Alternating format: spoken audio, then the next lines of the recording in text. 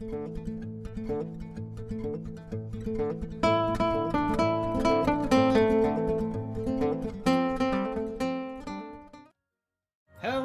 everybody, and welcome to After the Fall, presented by Scryer Vision. I'm your storyteller, Ryan, tonight, and with me, as always, we have our wonderful, yet-to-be-named party members, including... We forgot the order of introduction, didn't we? I'll go first. It's been a week. Of course we forgot the order. I'm Tyler Lee, and I play Corin Wisevale, the lazy but super smart dragonkin. I'm John. I play Isaac Patterson, the young elf boy who's basically a young Doc Brown in training. I'm Claire. I play Nellie Gallant, the person who wants to set fire to everything. And is also a pirate. Unofficial also role. a pirate. Unofficial role. And Yeah. Two things can be true. she's the troublemaker. Yeah. I'm Erin. I play Quinn, the creative seer who has awakened dreams, and yeah, I'm ready to watch Nell try to start a fire. Fingers crossed. Well, welcome back, players, and welcome back, audience. For those of you who are new to our show, this is a post-apocalyptic RPG set in a world very similar to our own because it is based on our own. Welcome to Newcastle, Minnesota, 10 years in the future after magic has returned to the world, and many people became fantasy races, and many animals became fantastic monsters. Last time, our intrepid band of scavengers managed to escape from what I am calling the Scale Queen's Ravine with their lives. After a good night's sleep at home and getting a glimpse into everybody's wonderful, very healthy home lives, the group decided that they were going to meet up after school the next day to go back to the truck and try to get whatever was inside of the trailer out and scavenge for themselves. They got a little bit of good news. The bullies that they had fought with the previous day were now missing. Nobody seemed to know where they were. Which led to everybody getting sent home from school early. So as everybody attempted to fake going home and actually reconvened to go to the truck, you decided that you needed to go a bit more circuitous route because there were guard patrols looking for the missing kids, and if they found you, they would have sent you home. Unfortunately, or maybe fortunately, we'll find out here, your circuitous route looped back to an old abandoned church, one that Quinn had seen in her dreams the night before, which was crying out for help. And as luck would have it, the second you found this church, a bunch of goblins led two of the missing kids across the road and into the church. Now, goblins in this area have a very nasty reputation for being cannibals. They want to eat people. They've had a long history of it, so they're not really welcome in the area. However, there are also some goblins with machine guns, goblin gunners, in and around the church.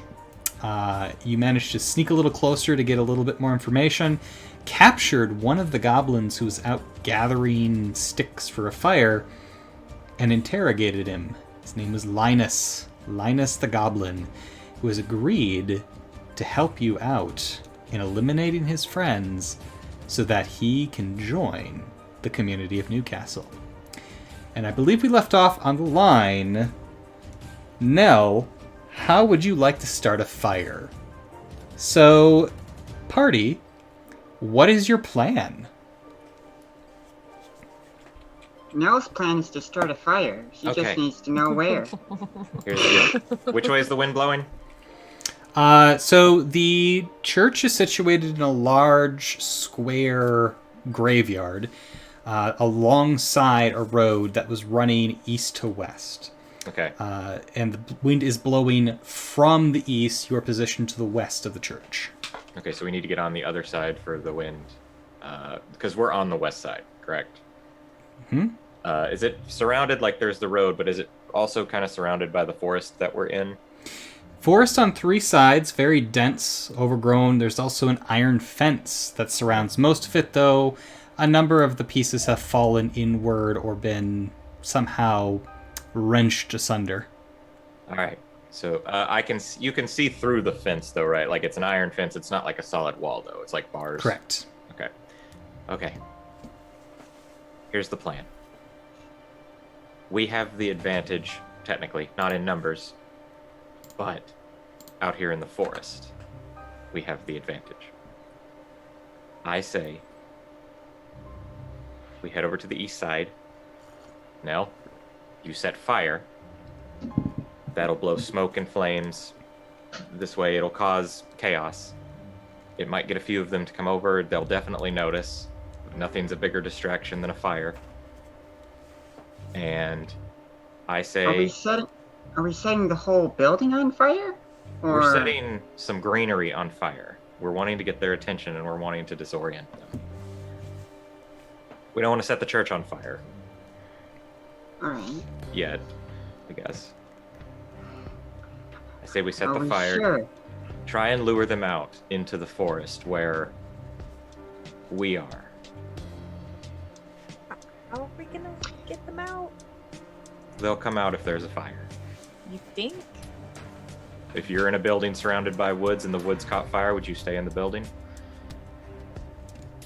I mean, the woods aren't exactly next to the building. So Yeah, maybe- I mean, it goes like there's a 50-foot gap from the fence to the Maybe building. it come out. just... You wouldn't come out and check? You'd just be like, oh, it's a fire, no big deal? I mean, I wouldn't, but I mean, maybe the boss might.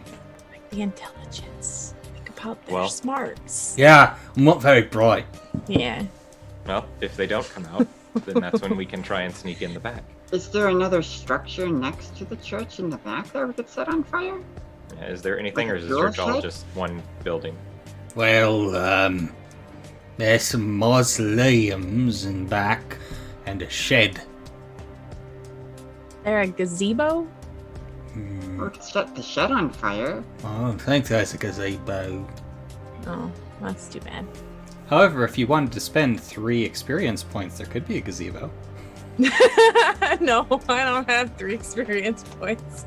I think Shame. I'm down to 2. Shucks. Huh? Here's the thing, we're outnumbered. If we go in there, then it's 11 of them in a structure that they know against us. 4 of Can't them with one machine, of you 3 of them smart with machine guns. guys, Can't one of you smart guys just, repurpose the bomb that they've got set up inside there? You have to get to the Jorgensen twins first, which requires us to get in there and get past 11 goblins. Yeah, that sounds hard. But you did tell me I could have the gun up in the watchtower, right? Am I still doing that? If you can kill the guy. Yeah. That's Philip. still need Nobody to draw likes all- Philip. We still need to draw all the ones inside out. And I have this matter disruption grenade. If they come out in a group, I can take several of them out. I can also try and pick some of them off with my gun. I'm and sorry, come out. you have a what? I just smile at him. Alright. Make sure you're on our side. Alright.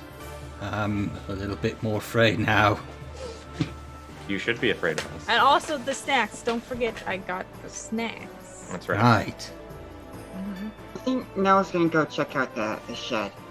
She's gonna circle around the back and take a look at that. Reconnaissance. Alright, are you going alone? I'll go. Well, she just leaves, so... She doesn't... Okay. Unless someone follows her.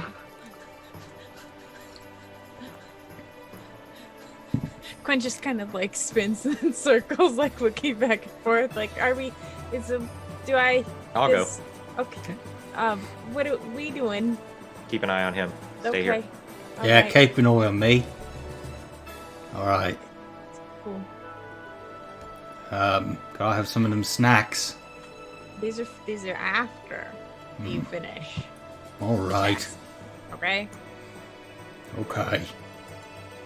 So, Nell and Corin, you slink through the woods, being very careful to stay as out of sight as you can of the gunner in the bell tower.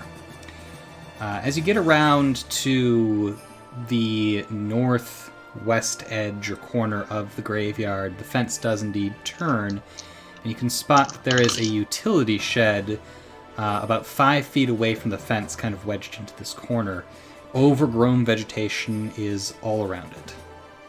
How close to the building is it? It's about 40 feet away from the building. What side of the building? Northwestern corner. So the wind would blow the flames away from the building. If you set this on fire, yes.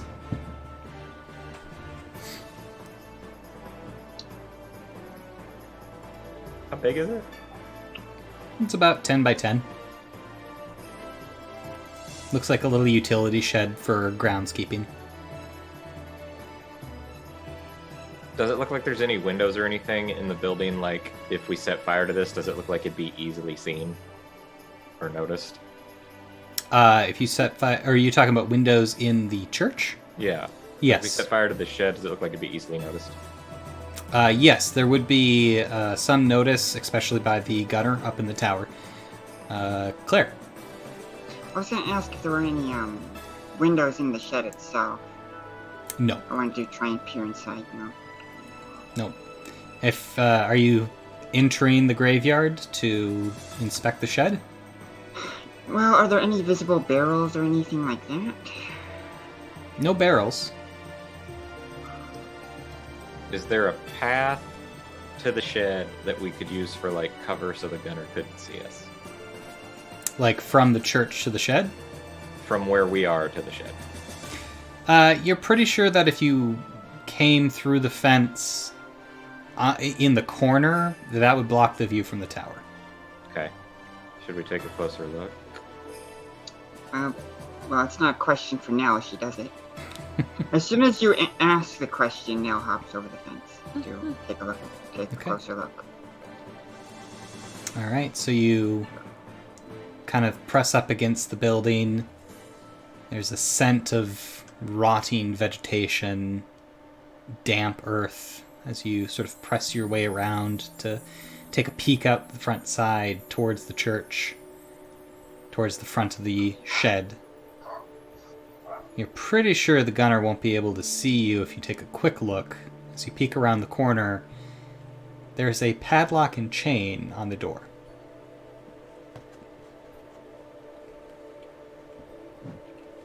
Can I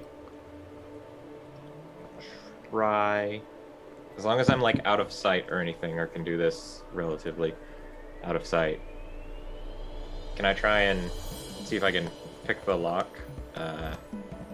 I have some things that I think could help me with that.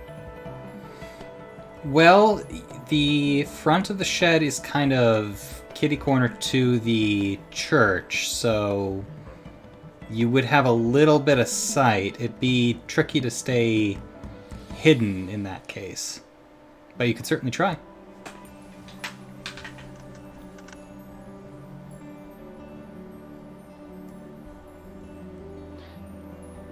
We talked to Linus. He said that the Jorgensen twins are in the church, in a room. Okay, so they wouldn't be in this.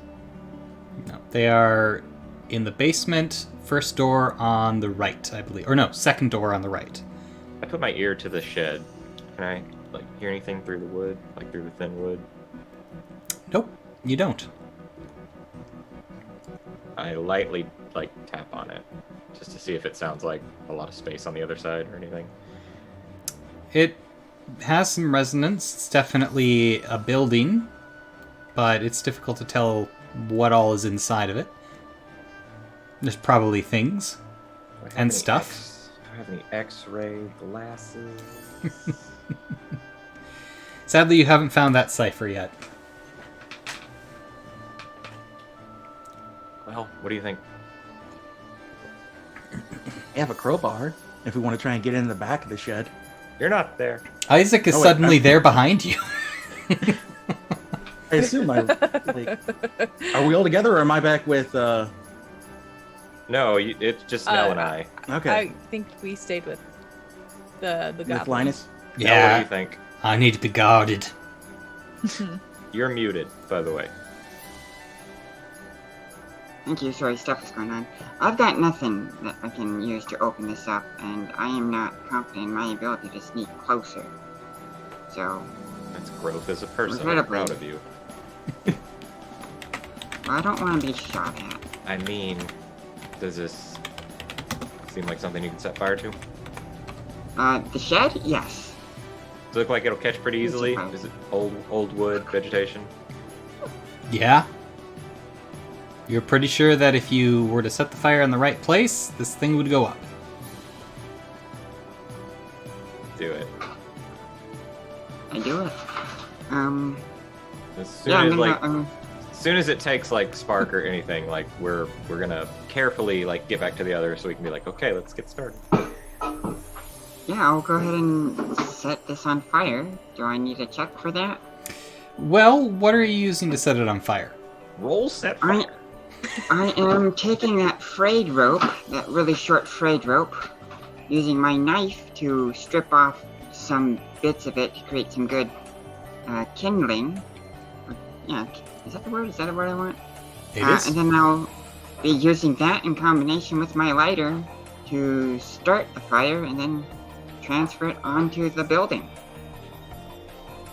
Okay, I want you to give me... we're going to do an intelligence roll here. And I'm setting the difficulty at... we're just going to set it at 2. Alrighty. Can I help her since I'm there? You can provide assistance, which will lower it to a 1. Cool. Alright, let's hope I don't roll less than a 3. I missed the table.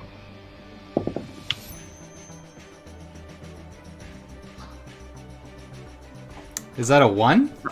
Ryan, I would like to spend a Yeah. point Yeah. to re-roll the die. Yeah. Well, you are certainly allowed to spend your experience to re-roll a die.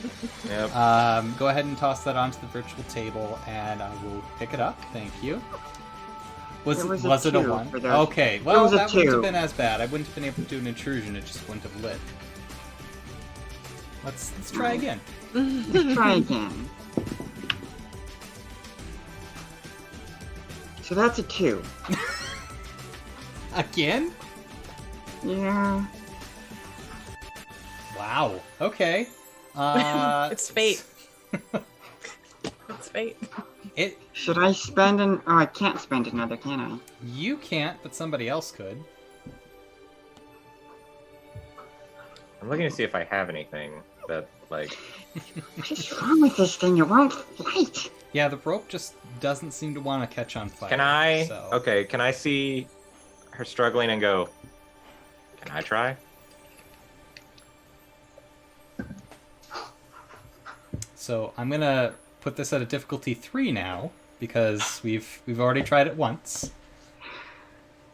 If Nell will relinquish the lighter. Nell will swallow her pride and I mean, relinquish the lighter. Corin looks like you can try again. Will you let me try again, Ryan? Yeah. Yeah, I will try again.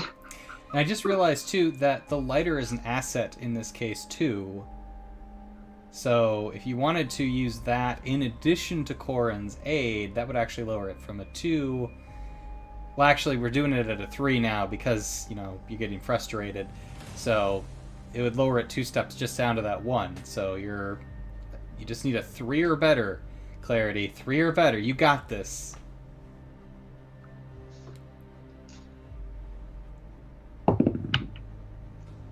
$13. That's better. There we go. Okay. There Did we you use go. a different dice? No, it's the same die. Put it away. Put that one away. Right. It did its thing for the night. Now it's time for a new one. I'll go back on the shelf. Doesn't have to go to jail, but Yet. Can't Oh, stay we here. got plenty of those. Gotta go into Another timeout. dragon. So We'll grab another dragon. you take the sparker in the lighter, you take the rope, kind of take a deep breath, try a few more times, it starts to smoke, you're able to quickly blow on it. Corin, you see a spot that if you slid this into it, it would probably be underneath the shed and would catch the whole shed on fire pretty quickly. Do it. So, working as a team, you manage to slide it under there. It begins to let smoke out from underneath. You're able to see a little bit of orange light after a minute. You think maybe you should get some distance. I can't wait to find out that there was either like super valuable treasure or humans within the shed. So that'll be great. Yeah, and I just kind of grab Nell and go, let's go. Come on. And we book it back to everybody else. Okay. Now is Beam. Meanwhile, Isaac, Quinn, and Linus are just kind of sitting there. So, what's life like in Newcastle?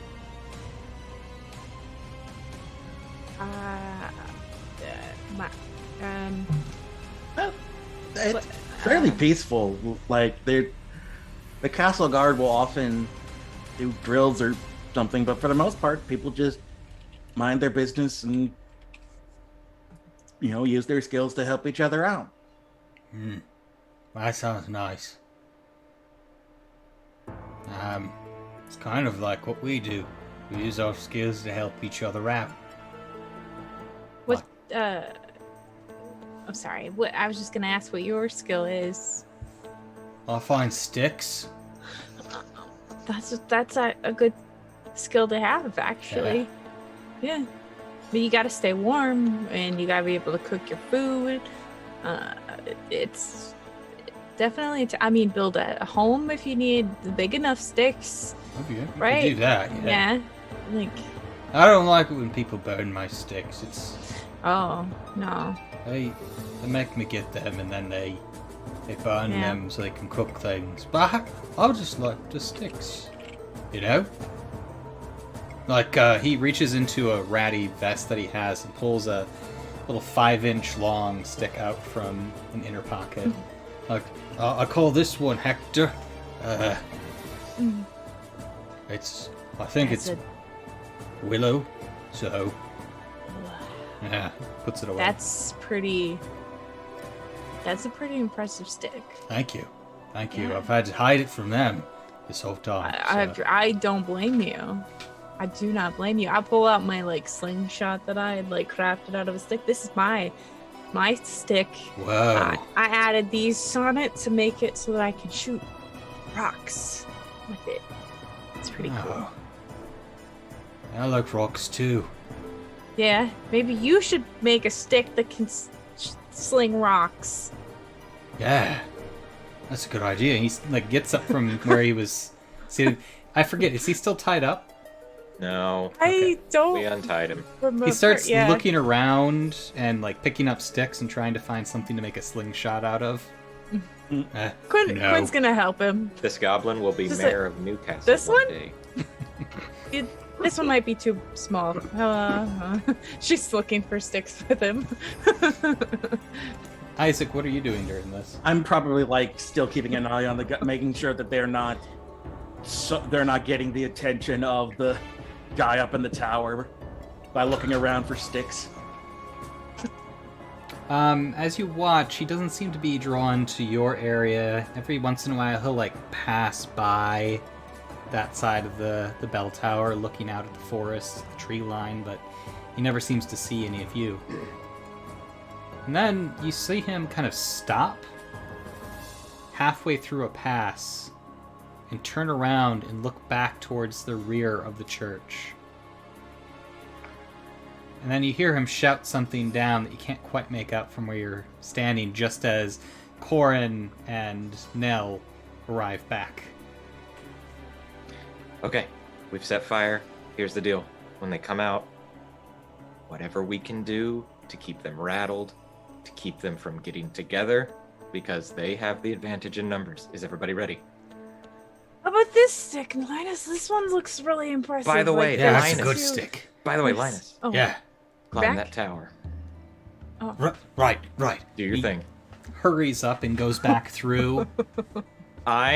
While he's climbing, I'm gonna keep an eye on the door.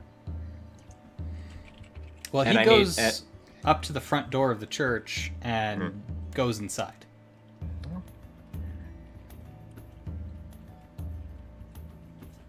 What now? Well, We wait? I mean, we wait. We see if Linus truly wants to be one of us, or if Linus dies with the rest of the goblins, or we die. Those are the three things that might happen.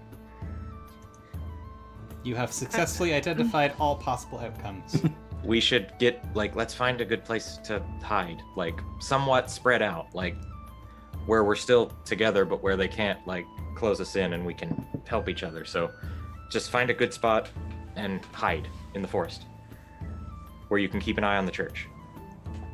And I want to find a good spot where I can keep an eye on the front door. As you're kind of moving around, the front door of the church opens and a goblin with a machine gun steps out, kind of looking out towards the road. And then he comes down the steps and starts to head towards the back of the church as several more goblins follow behind. Okay, so when I see several more goblins follow behind, what do you mean several? Well, you know that according to Linus, there are a total of 11 goblins in the band, including Linus. Yep. This is one of the goblins with a gun and 4 goblins without guns. Cool. I chucked the matter disruptor grenade. That's what I was waiting on. Okay. A group. We're going to set this at a difficulty 5. Cool. Let's see. What skills do you have? I do have Assets. skill. Well, I am trained. Sorry, D&D mind. I am trained in the use of firearms. This isn't really a firearm. His arm is the fire arm. I mean, Right? if he botches this, it will be. I mean, hang on. I got plenty of other. I'm a skill machine. So I'll just go through these until one of them hits. I believe I did ask you last time that I wanted to do the predictive equation, just study the area. Yep. I'll give you that. So Cool. down to So a that's- 4. So that's 1. I can come up with 1 more. You want to use my slingshot?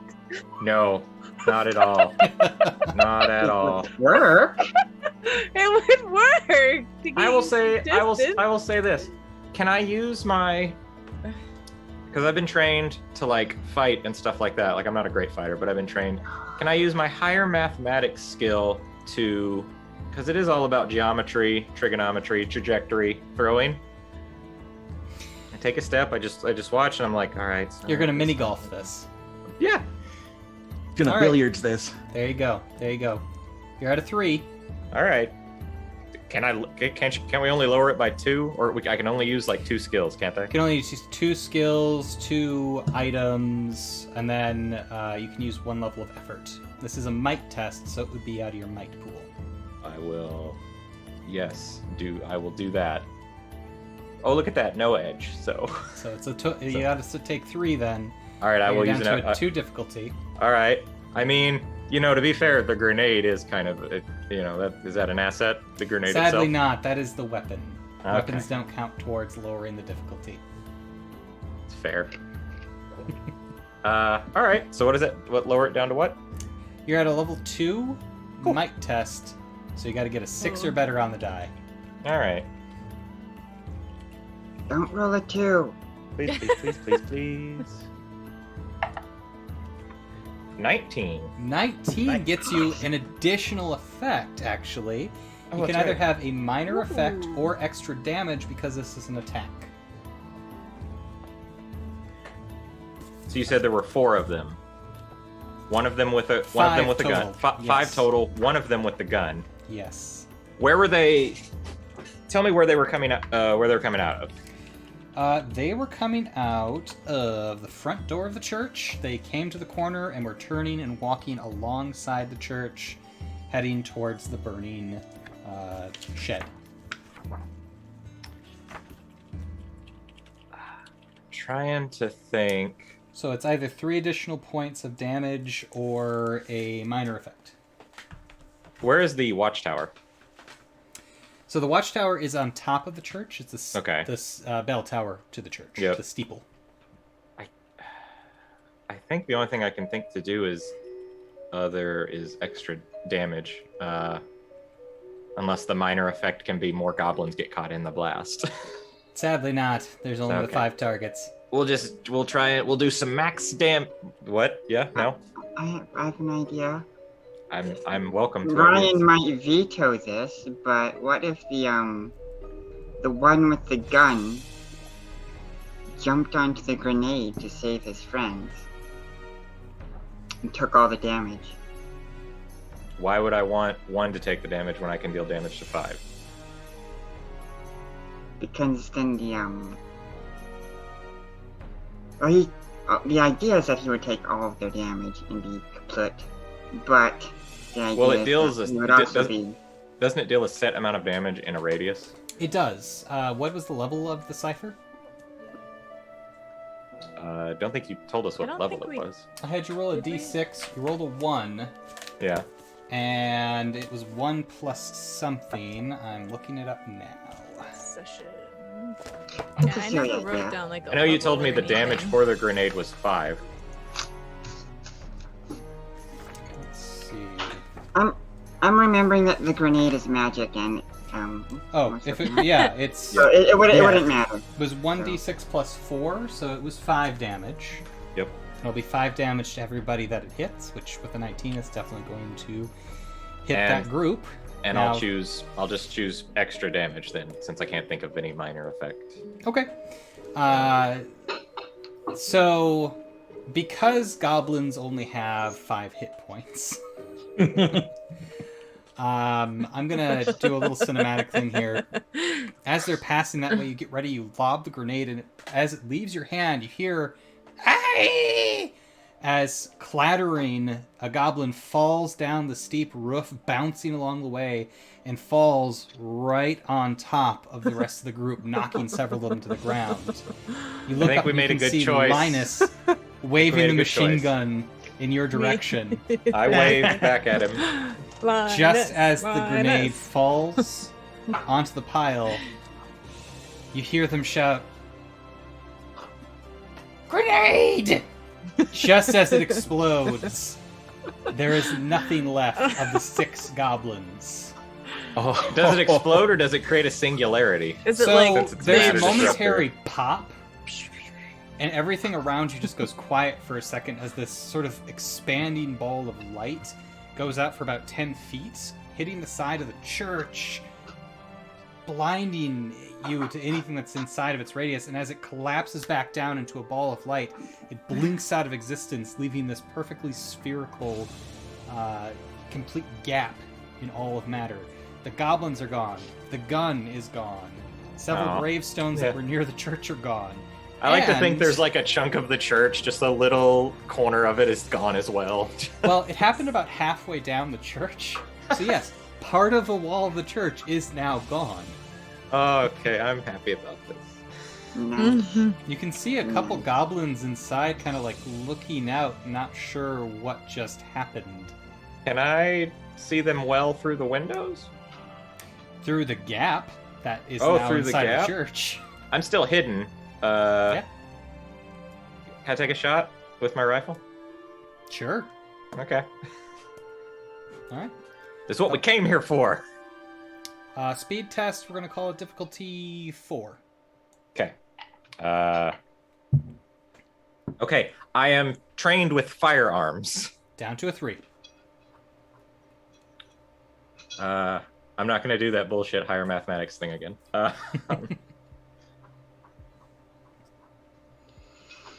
I think that might be all I got. Alright. Okay. 9 or better. All right. And it's a speed test? Yep. 13. 13 is definitely better than 9. The gun goes off. How much damage does your gun do? My rifle does 4 damage. All right, so one of the goblins inside was kind of peeking his little green head out through the gap, kind of trying to figure out what the hell just happened, when all of a sudden the shot of your gun goes off, and he's knocked back into the darkness of the church. And I need everybody to go ahead and make their initiative rolls. Alrighty. So that's going to be a speed test. Okay, there we go. It's like Okay, I so am trained in initiative. question. How does my inability work with this? The difficulty of initiative actions is increased by 1 step. Is that does that have to do with this point in the? So they have a particular value for their initiative that you need to beat to get to go ahead of them. For you, with your inability, it's raised by 1. So Okay. So how am I calculating this? you just tell me the What? number. Okay, 16 is the number I rolled on my dice. Okay.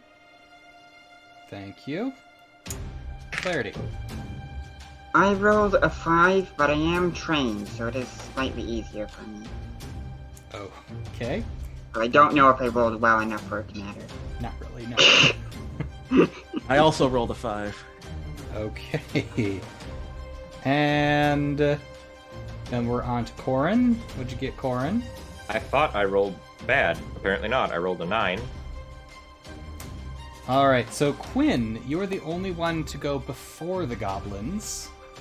What would you like to do in this momentary gap? Ooh. We're like, how far from these goblins? 50 feet between you and the church right now if you're at the fence line. Okay. I'd like to think they're disoriented. They What- don't know where yeah, we're at for what at least would- a minute. What would be like, what's the range on my slingshot? Would you say? Is I would 50 say... feet too far? No, you could probably lob a pebble or something 50 feet. Okay, because I think I would just use shatter to shoot the ones that are kind of visible through that gap in the church. Okay. I got a soft spot for spells named Shatter. I interrupt the fundamental force holding normal matter together for a moment, causing the detonation of an object you choose within long range. The object must be a small mundane item composed of homogeneous matter, such as a clay cup, iron ingot, a stone, and so on. The object explodes in an immediate radius, dealing 1 point of damage to all creatures and objects in the area. Because this is an area attack, adding effort to increase your damage works differently than it does for a single target attack. For each level of effort applied in this way, the explosion deals 2 additional damage to each target. That sounds like a matter disruptor grenade. And it says, and even if you fail your attack roll, all targets in the area still take 1 point of damage. Is that if I spend an effort? Yes. So I could Jesus spend an effort to Christ. make sure that they at least take 1. And they could also take 2. Okay. So then it also says cost. Does that come out of Yep. That comes out of your your pool, I to think. use it. my intellect pool, I think? Mhm. Yeah. If it says... Okay. What's the cost on it? 2? 2. Yep. So it costs you 2 points. So from if and then it would be I haven't spent my effort, right? Or have I? Have I? that. No, No. but I also haven't told you what to roll yet. Okay. So this will be a difficulty 4 speed test to use your slingshot and get it through that gap. Okay. So if you want to use effort, you would spend it from your speed pool. Okay. So it'd be 2 out of my. I just want to make sure I minus them out of my pool, and then I spend an effort.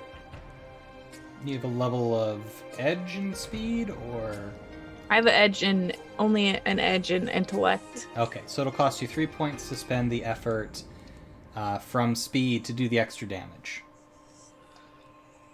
Wait. Okay. 3 points in what? In my speed? Yep. To spend an effort. Yes, to apply a level of effort to it. Now, you can either use that to lower the difficulty or to deal the extra damage. Which do you want to do?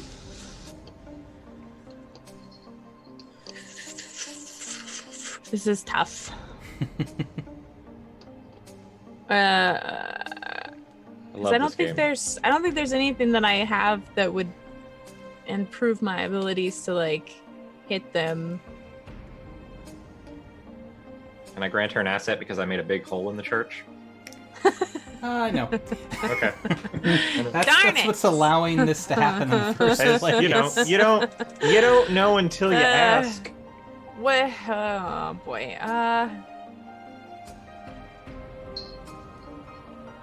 You're at a I difficulty guess- 4 right now. Yeah.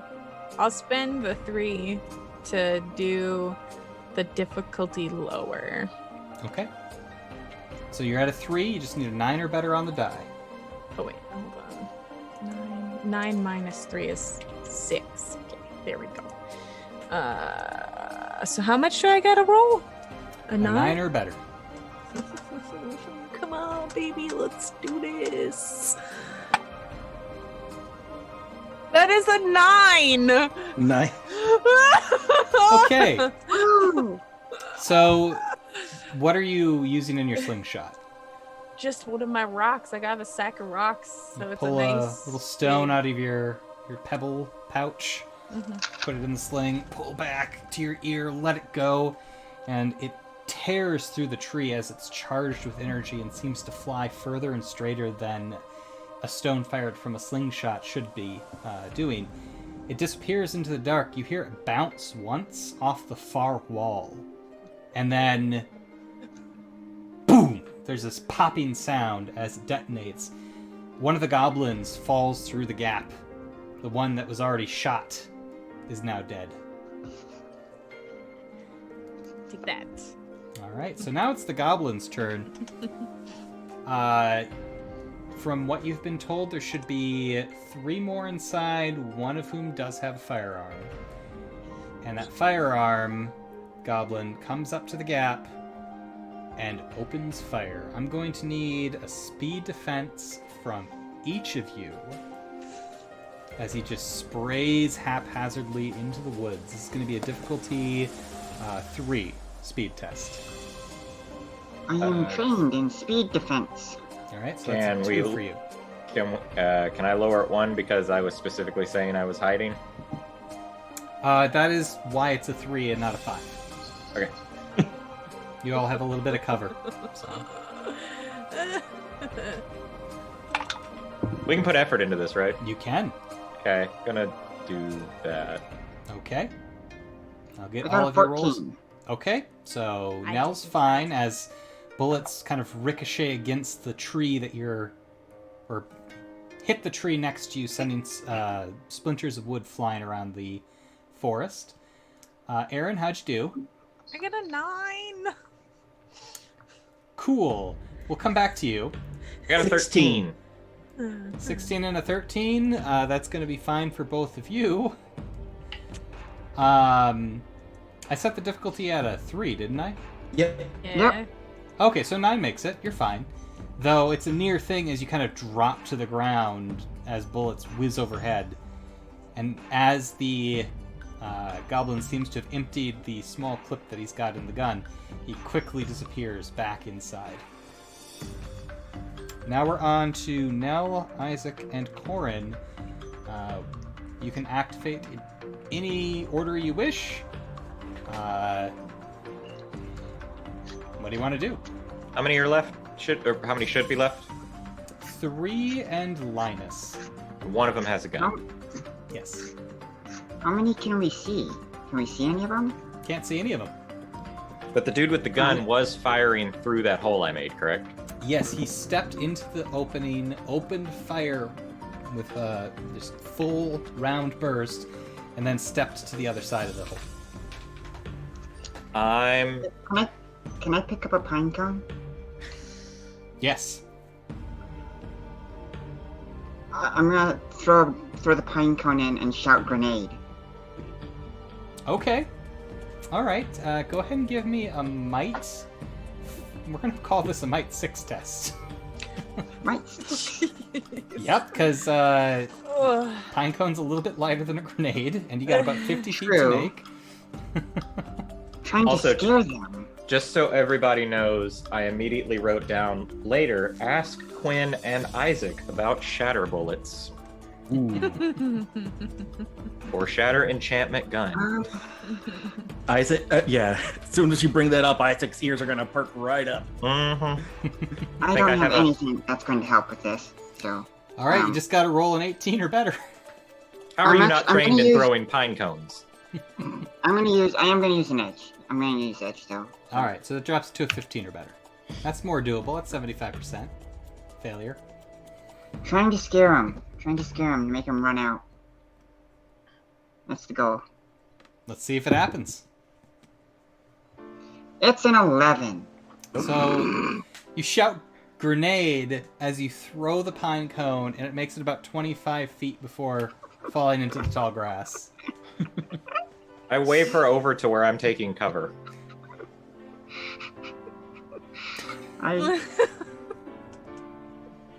I pathetically walk over to Corin. All That right. went a lot better inside my head. I look at her and I go, Went so much Would- cooler inside my head. would stabbing a goblin make you feel better? Yeah. I pull out one of my flash bombs and I go, why don't I throw this and it'll go off? Or why don't I throw this next time he sticks his head out? It'll go off. Once it goes off, he'll be disoriented. You hightail it over there and show him what your cutlass can do. That sounds like a good plan. Okay. So we're gonna cover until he decides to look out and fire again, and then I'm gonna toss this in there with him. Okay. So you're The difference holding an between action. Corin's Holding an plan- action. And The I difference guess between Corin's plans and Nell's plans. and Nell's gonna, when it goes off, after it goes off, and we don't look at the flash, after it goes off, she hightails it in there, I assume. That's a solid plan. Let's see if it works. We are left with Isaac then. What would you like to do? Now, does shatter have to preclude you throwing something, or can it be just an object in the distance? I believe it has to be an object within range, and I can't quite remember what the range on Shatter was. It was 50 feet. Okay, so It's within. Well, I mean, within long range.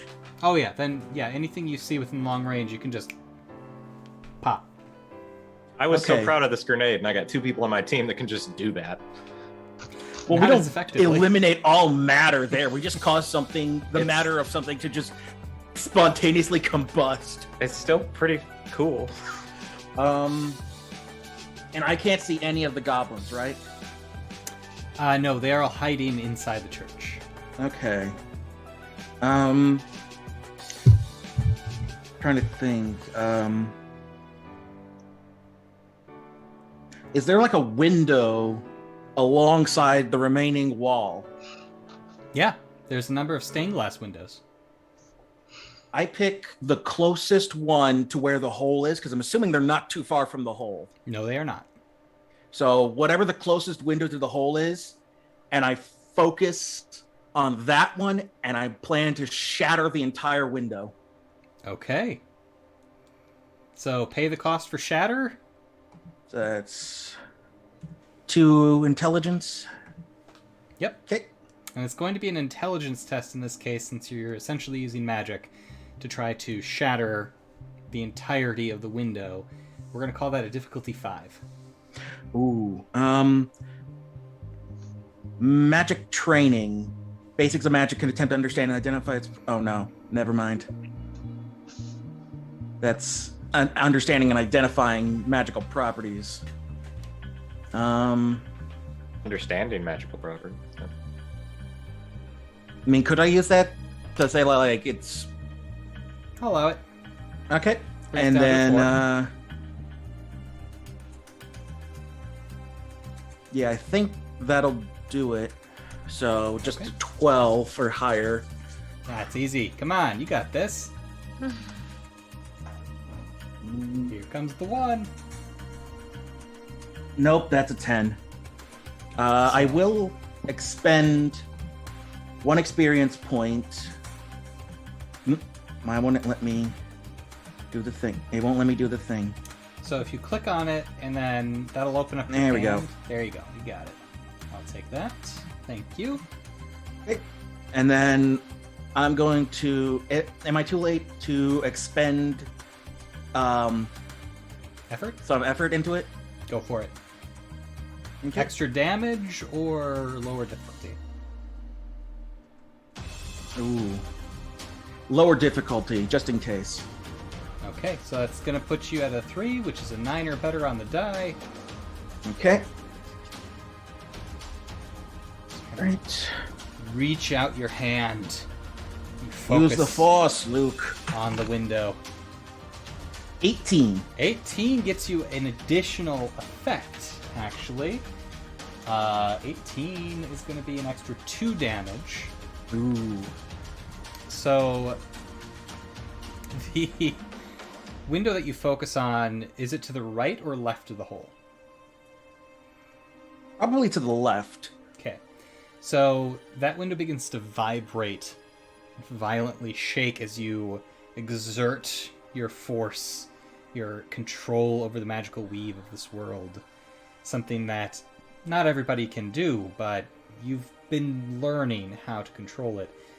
And then, with one last push of effort, the window shatters inwards with large chunks of glass falling down. You hear a struggled cry. Ah! And then nothing. I think we're down one more. We're on to Quinn. Aaron, what would you like to do? Am I okay? Yeah, you're fine. You Yeah, were you able to made the drop to roll. the ground. You Okay, well, I just mean, made the roll. I was like, you said we'll get back to you, and I was like, am I okay? Yeah, because you said it like that, I thought for a second that you had rolled below the threshold, but no, you were fine. Okay, phew, okay. Only just, but you were fine. Okay. Gee whiz. Probably do another shot, but I can't really see in there.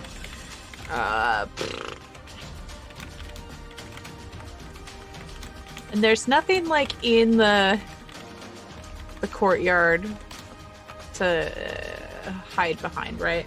Well, not, there's quite a few things to hide behind. There's a lot of gravestones Oh. Well, and tall grass. in that case, Quinn's gonna move forward to hide behind a stone and maybe see if she can get eyes on anything on the inside. Okay. So you move forward, kind of hide behind one of the larger gravestones, looking around it, take a look inside. You can see a little bit, but between the light outside and the darkness inside, it's tough to see exactly what's going on. And then you see a roaring fire about 70 feet away to the north. A shed is burning brightly with flames Nice. lapping up into the treetops that overlapped it. Thick black smoke is rising from it. Okay. Are there cries of agony from it? Not that you can hear. Good. Okay. Do I see anything extra if I use my binoculars? Oh, you take Is out it your so- binoculars? Yeah. Okay, so you quickly take out your binoculars and you peer inside. Let's go ahead and do an intelligence test. It's just a difficulty level 2. Sure. That's a 4. So Why? no, unfortunately, no, you cannot see inside. It's your really dark. binoculars. Yes. All right, Goblin Commando. I need a good Goblin Commando name. What's a good Goblin Commando name? Carl. Okay, Carl, the Goblin Commando, the Goblin Action Star, steps back into the gap, screaming "Aye!" as he opens fire once more. I need another speed save from everybody. Still a difficulty 3. The action I was holding, does it happen after this? Yes. Do I get any advantage from my stone? Yeah, it's But why I'm it's behind. look at Three you and and not three. 4. Okay. So, let's go ahead and start with Nell. How'd we do? You are muted.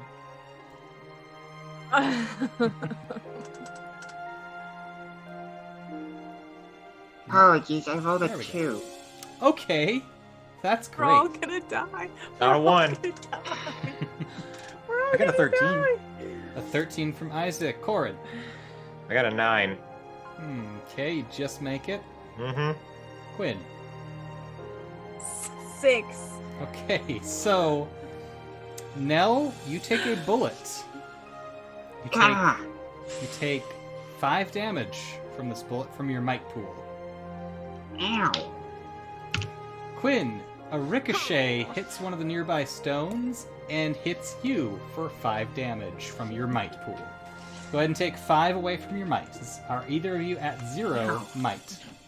No, but I am close. Okay. Alright, so that is the goblin's turn, but now, Corin, you were holding your grenade throw. As Flash he's bomb. about to turn, you take the grenade and lob. Go ahead and... let's do another might test. We're only going to make this a difficulty 3 because you can see what you're throwing at this time. And it's a lot lighter Yep. than a grenade. Alright. Anything you can do to lower that? Is my predictive equation still going for the area? I'll give you that one. I'm not going to Okay. give you the math, the trigonometry this I time. figured it'd be one of those, so it's a 3. Geometry. So it's a 3 now. Yeah. I feel like it'd be trigonometry as well, but I wasn't good in any of them in real life, so I don't Nope. know. Same. So you take the flashbang, you pull the pin, you throw it. I rolled a 9, and I'm really getting tired of barely making it. It's scary. The goblin is spraying bullets. One of them hits Quinn as you release the grenade. Bullets narrowly whizzing by you as they spray into the forest. You see Quinn get hit. He also sees Quinn get hit and laughs, but then sees the flashbang coming right at him as he goes from there is a momentary flash of bright light as a loud popping sound momentarily causes you all to kind of wince a little bit. And as you look back, the goblin is just kind of standing there with the gun, not really sure where he is. He seems to fall forward off of the platform from the church and into the grass. Or rather, into the small crater where his friends all died. I look at Quinn and I go, "Can you go?"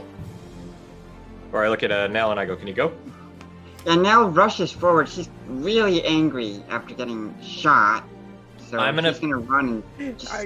I'm gonna keep cover on her, just watch. Yeah. She's gonna race at that guy and stab him with a cutlass. So if I see anybody come to hurt her or something, I'm gonna take a shot. Okay, so now as you rush forward and you're ready to slash with your cutlass, I'm going to do a GM intrusion. Do you accept this GM intrusion? It's 1 XP to say no? Yep, or if you accept it, you get an XP, and you get to give an XP to another player. You know what? It's a foolish thing to do. And that's what Nell is. So I'm gonna accept the intrusion. We're moving the story along. Foolish. Very well, and Clarity, who would you like to gift an experience point to? I really want to give it to Corin for all the planning thus far, especially with the flash grenade. All right, you each just got a new experience point in your hand, and we will go ahead and say that this is the intrusion. As you are rushing forward, closing the gap between the goblin laying in the crater and yourself, you hear this high-pitched sound and then a large, deafening explosion from the northeast corner of the grounds as fuel stored inside the shed caught fire and exploded outwards like a bomb. Oh, jeez. Yep, there. Yep.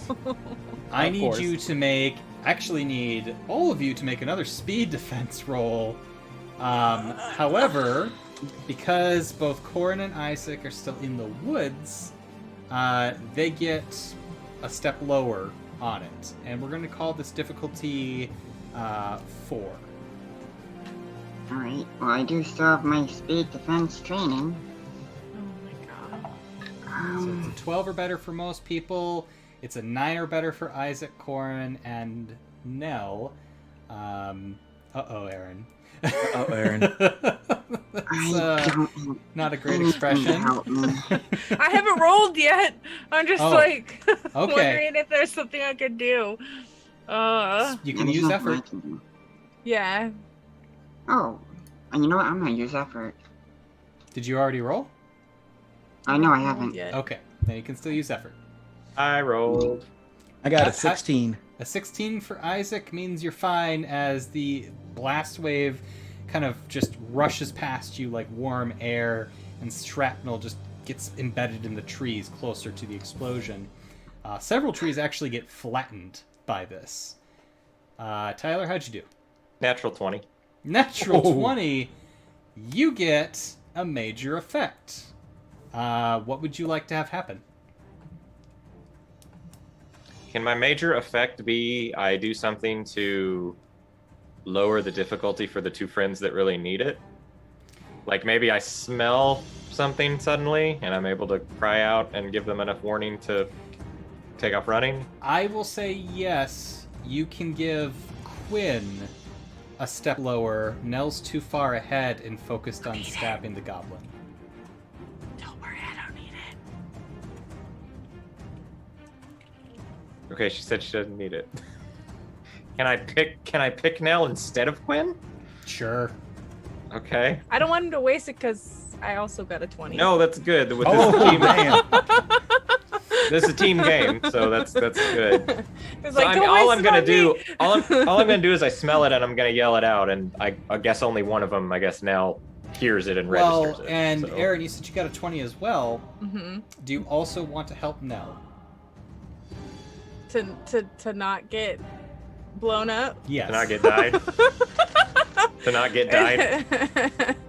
I mean, yeah, we can do a mutual effort to. Okay, so here's what happens.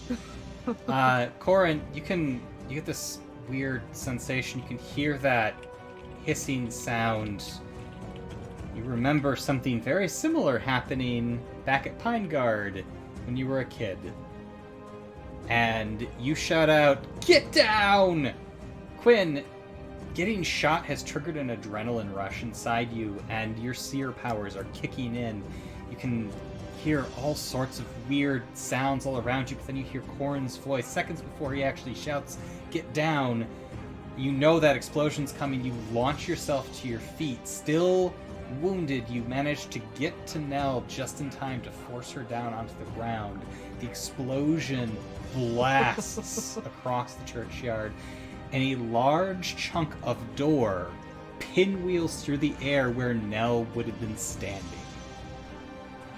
That's some Final Destination shit. Just so you guys know, I rolled a 2. So, You're welcome.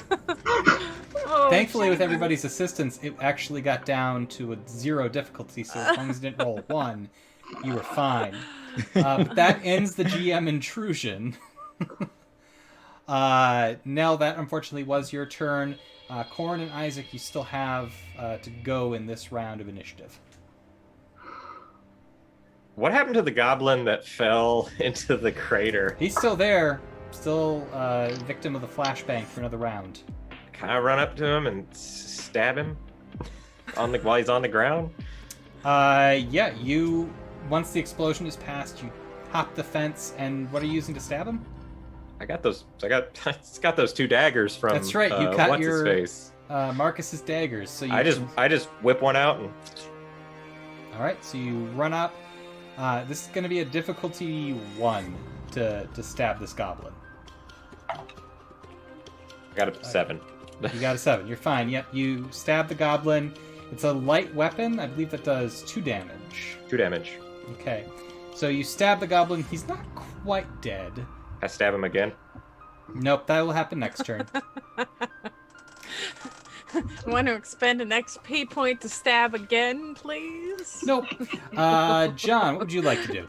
It's like, I should have expended some effort to do extra damage. Damn it. Can I pull out my shield and pike and just come in and try to follow my training to stab whoever's left?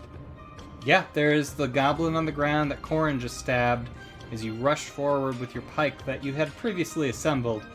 Go ahead, and we're going to call that a difficulty 2 because the pike's a little bit more made for distance stabbing. Please don't stab me. Do it. Do it. Stab Corin. Come out on the side of the goblins. Hell of a twist. 9. A 9? That is better than a 6, so yep, you are able to stab him. I believe that's another... Is the pike a light or medium weapon? The pike is a... No, it's ammunition. Might. Damage 4. So, medium then.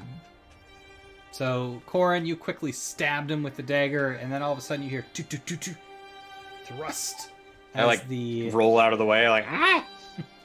The pike gets him right in the throat, and the goblin just goes limp.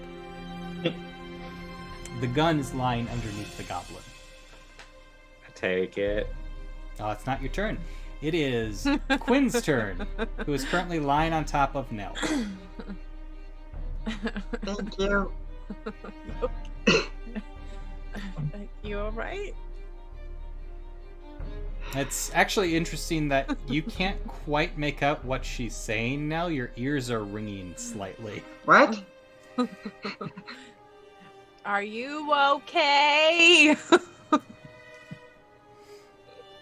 She'll look at the bleeding and take out her first aid kit and start, like, bandaging the wound.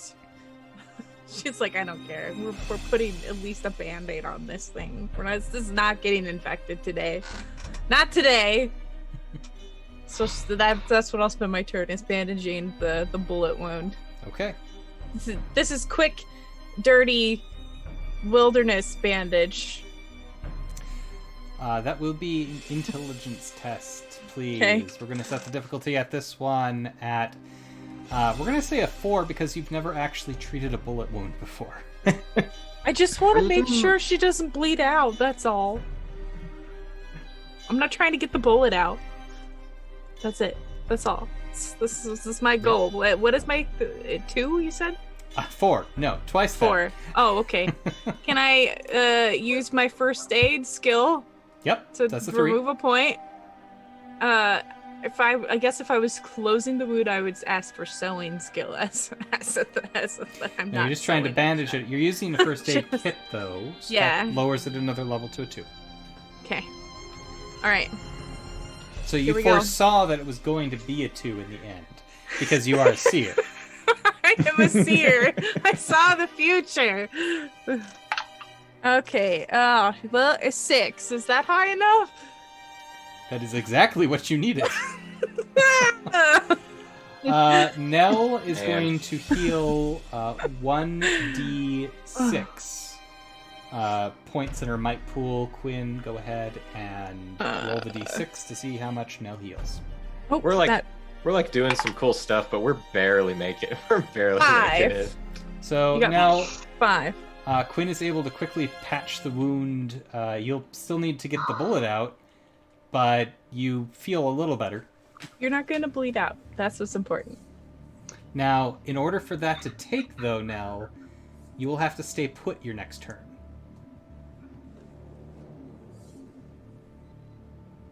Do you accept this sacrifice? She's not. When you say stay put, You don't get an action this round. You can't even hear anything. Yeah. Not like you could do anything if you wanted Yeah, to. you know what? Nell's pretty stunned. She's probably not resisting. You do have some blood dribbling down your ears. You have no equilibrium at this moment. Yeah. All right, in that case, it's the goblins' turn now, as two goblins run out the front doors of the church and just book it into the woods across the road. Just okay, thanks, bye. Yep. You took out 9 of their fellows. They're retreating. Fine. All right. As they flee across the road, Isaac, Corin, do you have anything you want to do? I want to get the gun. You roll the goblin off it. You take the semi-automatic weapon. Still got bullets in it? You check the clip really quick. It's got a couple rounds left. Be nice to have, so. I would probably begin looking for my way into the basement. I immediately go over to Quinn and Nell to see how they're doing. Okay. So Isaac, there's the front door, there's the hole in the side of the church, and there is the back door. Which one do you want to go to? Well, you said the best way was through the back door. Linus did say that the best way was through the back door, yes. Yeah, so probably that. Okay.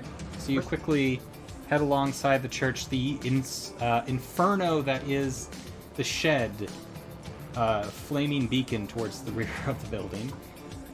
And as you round the corner, you can see that there is sort of a cellar door that would lead down into the basement. I try to open it.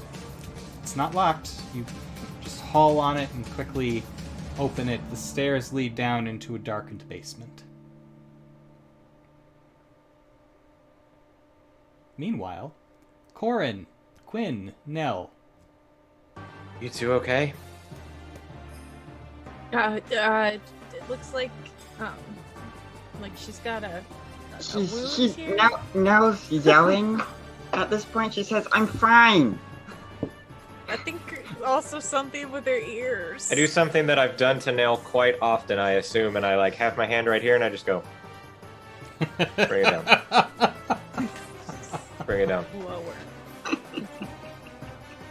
Bring it down. You're out of here. We need you around here. Around here. I can't hear you. We know.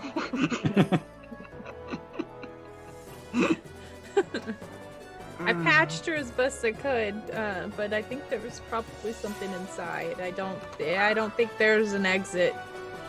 Well, all the goblins are, as far as what Linus said, as far as numbers wise, all the goblins are gone. 2 of them just hightailed it out of here because we killed 9 of them. I don't really blame them. Yeah.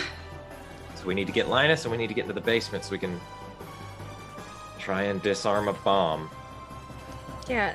Wait. Where is Linus? Linus! There's no response. Or Isaac? Where did Isaac go? I think he went around to see if he could find a way into the basement.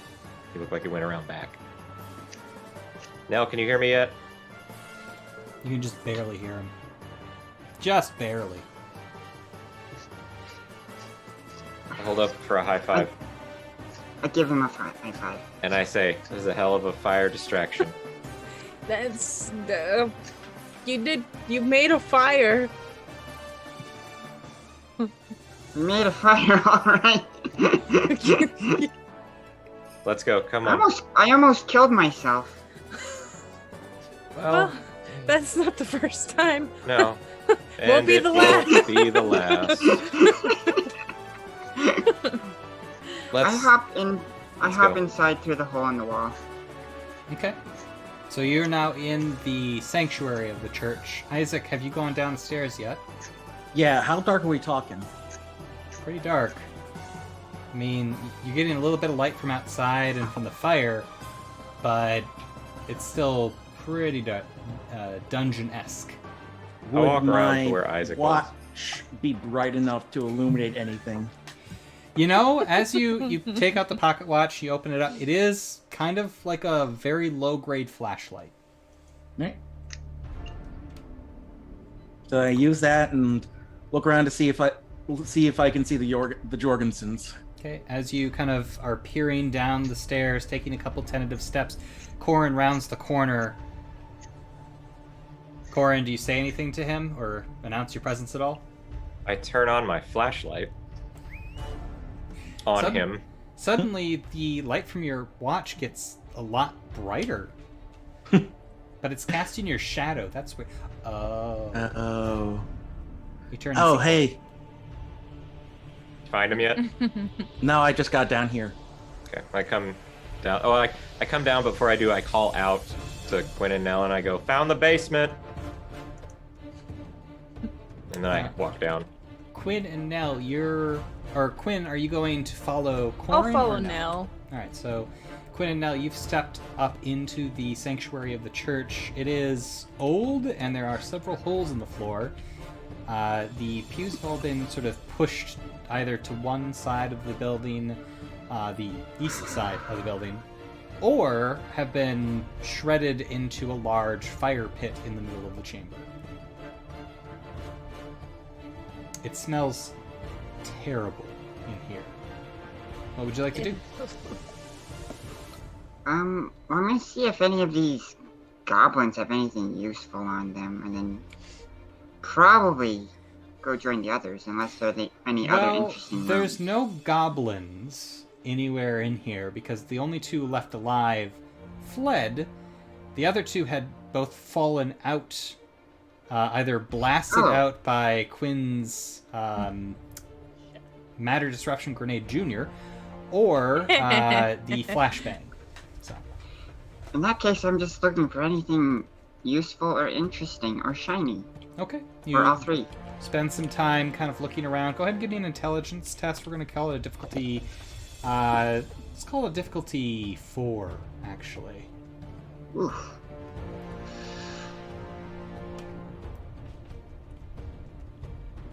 Just trying to see if I have anything that's useful. I mean, Quinn could No, probably I help don't. you. Quinn could help. I asked Quinn for her help. What are we trying to find here? Let me look at my Anything useful? skills. I mean, I have foraging as a skill. Would that work towards finding things inside a building? Well, you can either help Nell or make a roll yourself. Which would you like to do? Oh golly. I mean, we've both been doing pretty poor on our rolls. Maybe I'll just help her. All right, so now I'll you're lower at difficulty 3. Alrighty. 9 or better. 5. Oh, Oh, man. at least it wasn't a 2. It's fine. It's not life-threatening. It's just looking for goodies. Yep, you don't really find much of anything. Anything can become life-threatening. Very quickly. So, yeah, you do not find much of anything within the church, except for a lot of garbage, some goblin poop, and you're pretty sure some human bones. Yeah, it's not a pleasant time. Actually, as you're kind of looking around here, it's starting to stress you out a little bit. So any actions made within the church by either of you from this point forward will be a step higher. Okay. Isaac and Nasty. Corin, you descend down the stairs into the hallway of the basement of the church. It looks like this goes all the way up to the front of the church. You can see a little bit of light pouring in at a weird angle from the front doors down another set of stairs. What would you like to do? Look around. As you look, not really seeing anything in the hallway. There's some doors lining the right side of the hall and the left side. Guess we gotta look through the doors. Yeah, start looking through the doors. Is there anything? So you said we didn't see anything like in the immediate vicinity of interest. All right. Not really. It's a pretty empty hallway. All right. How many doors? There are 4 on the right and 2 on the left. So yeah, just each pick a door and keep go down the line. All right. I'll grab the first one, I guess. You said 4 on the right, 2 on the left? Yep. I'll grab the first one on the right, and I'll be opening it carefully, and as I, peek in, have the gun, have the fully auto ready. Okay. With the 3 bullets remaining in it, yes. It'll be quick. A little burst fire. Isaac, you're taking the left? Yep. Okay. Same thing. So, Corin, as you open the door, a wave of smell, this foul stench, hits you. Oh. You can taste it in your nostrils. It's burning. As you throw up a little bit in your mouth. You peek inside and quickly shut the door. This appears to be some sort of tanning room for tanning the hides of their victims. So you are now also suffering under the horror of the situation. Isaac, you open the door to the left. As you peek inside, you have found the kitchen. You can see what appear to be the remains of some sort of animal, though at this point you can't identify what kind of animal. Sprawled across the countertop, blood, entrails hanging everywhere. You are all also now suffering from the horror of this place. Nope. No? Not here. Next door. Next. Hang on, my mouth's watering. Yeah, Alright, you're pretty sure that door. scent is going to stick on you. Yep, next door. Next door. So, Corin, you take a few steps to the next door, and as you open it, you see the twins. They are shackled at their ankles, and a glowing device seems to be connecting their bindings to the floor. Found smell. Found him. Both kind of instinctually huddle against the back wall as you open the door, but as they see it's you, they relax a little bit. Stupid question, but are you two doing relatively okay? One of them nods, the other shakes her head. I'm gonna come look at what you're attached to, okay? They both nod at that and seem to kind of give you a little bit more room. I'm gonna take a look at it. Not trying to disarm it right now, just taking it in, seeing what I can gather from it. The glow seems to be coming from a power indicator on the device that you don't see a way to necessarily deactivate it or turn it on. You wouldn't even really identify it as a bomb, per se. It's nothing like any bomb you've ever seen. It's kind of spherical in nature, about the size of a grapefruit, if you'd ever seen a grapefruit in your life. You see that it has sort of a seam halfway around it, and the indicator light is on the very top of it. It has sort of a glassy texture to it. Isaac. Yeah, Isaac comes in and takes a look at it. Can I use a combination of my identifying skill and engineering skill to see if I can glean anything from it? And I assume Isaac and I would also just be helping each other out since we're both techies.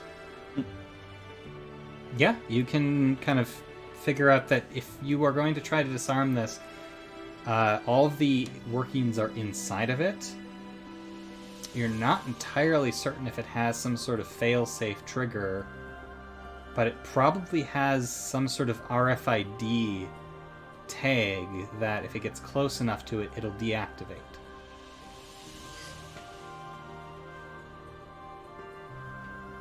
Is that an RFID tag?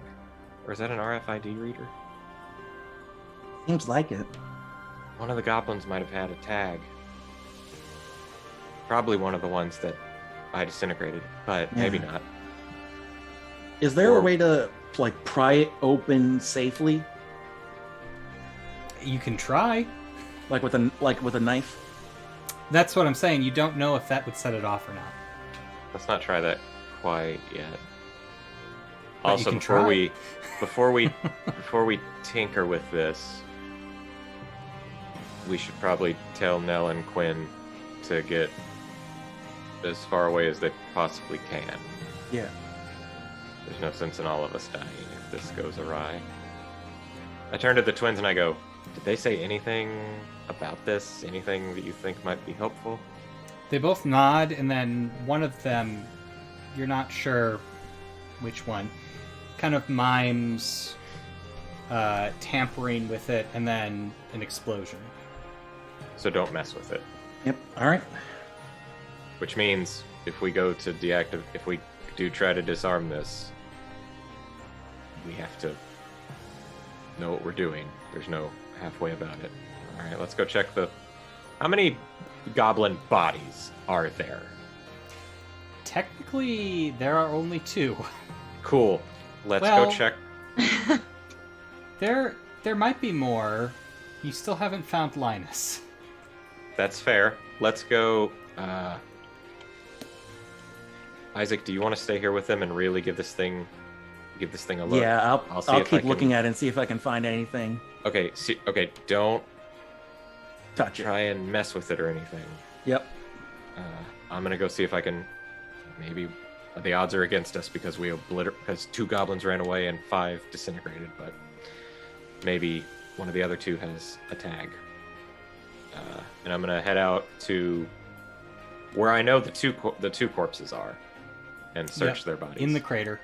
Yeah, and search the bodies. And before I do that, I'm gonna kind of lean in to the twins, and I'm gonna be like, "All the goblins are done, so we're gonna get you out of here. It's gonna take us a little bit of time. This is a pretty complicated device, but we're gonna get you out of here. All right?" They both very subtly nod, not entirely believing you. Well, and also, probably most of the military is on its way because we've caused quite a ruckus. So some experts are probably on their way as well. All right. I head up to the corpses and see if I can find a tag. All right. So you head up. Isaac, you're going to stay and kind of look at it. Yep. Nell and Quinn, you hear somebody outside the church through the gap in the wall. On the outside? Yeah, somebody's just outside. Like loudly or No, not really that Quiet. loud. Like, they seem to be... You hear some grumbling and movement. Unmistakable sound of a body being kind of flopped to the side. Claire, you are muted again. again, yeah. Keeps happening. Sorry, stuff is going around me. I didn't want to distract. I draw my cutlass and peek through the hole in the wall. It's Corin. Oh, okay. She What's stabs the him. doing? No, I'm just kidding. What you doing? Looking for an RFID tag. What's that? It's hard to explain. It's a tag that if you wave in front of a device that can read RFID tags, it essentially turns something on or off. The bomb that is attached to the Jorgensen twins is pretty complex, or not complex in a very bad way. It's hard to tell. Any tampering with it at all, outside of definitely knowing how to disarm it, is going to cause it to go off. So I'm trying to see if any of the goblin bodies have the RFID tag before we have to resort to something else. Hopefully some of the search parties heard the ruckus we made. I don't see how they couldn't with that explosion, but until then, maybe we can find something. Anything on this goblin? No, unfortunately not. God damn it. Did you say bomb? There's a bomb? They told us there was a bomb. Yeah. Well, I don't believe. How much do you believe that he could just be fabricating? I don't know. Well, I've seen it. Okay. Where's the other body? It's 5 feet away. Anything on it? As you kind of dig through, this one's got a vest like Linus did, and a lot of scorch marks, but inside the pocket of the vest there is a driver's license, a couple of credit cards, and a $5 bill. Is there any use in society now for any of this? Not really. Can we use the driver's Bill? license What's to on a get bill? booze? You can use the cash. The cash is the currency of the land. I'll just pocket Credit all. cards are not allowed or used. I'll pocket all of it. When Korn mentioned that the military folk might be showing up shortly, Nell would like to go into the tower and keep watch for them, because she would really like to not be here when they get here. Okay. I mean, the tower is above the church, so you'll still be here. Well, she'll see them approaching, so she'll be able to... Okay, you want a little bit of That's it. I forewarning. want to keep... Yeah. So Yeah. as you kind of take a couple steps back, look up at the tower, and you see that the shrapnel from the explosion peppered against the side of the church and the roof, and the tower is now missing its top. You're not sure where Linus is, but the other door actually is embedded in that space. Is there any way to get up there? Not from the outside. I'm gonna go look for the rest of the tower. Also, you notice that it's smoldering, and some of the roof seems to be smoking. I'm gonna investigate that, because that's not good. You're pretty sure that the building is about to be on fire.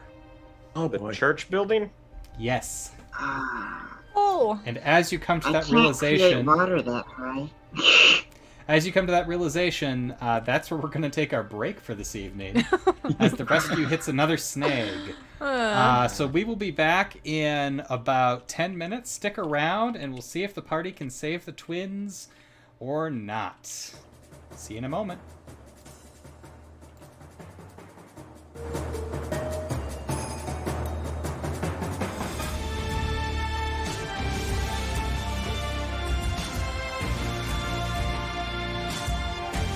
Hello, everybody. We're back a little bit earlier than we had originally planned, but I figured that's okay, because we usually go late.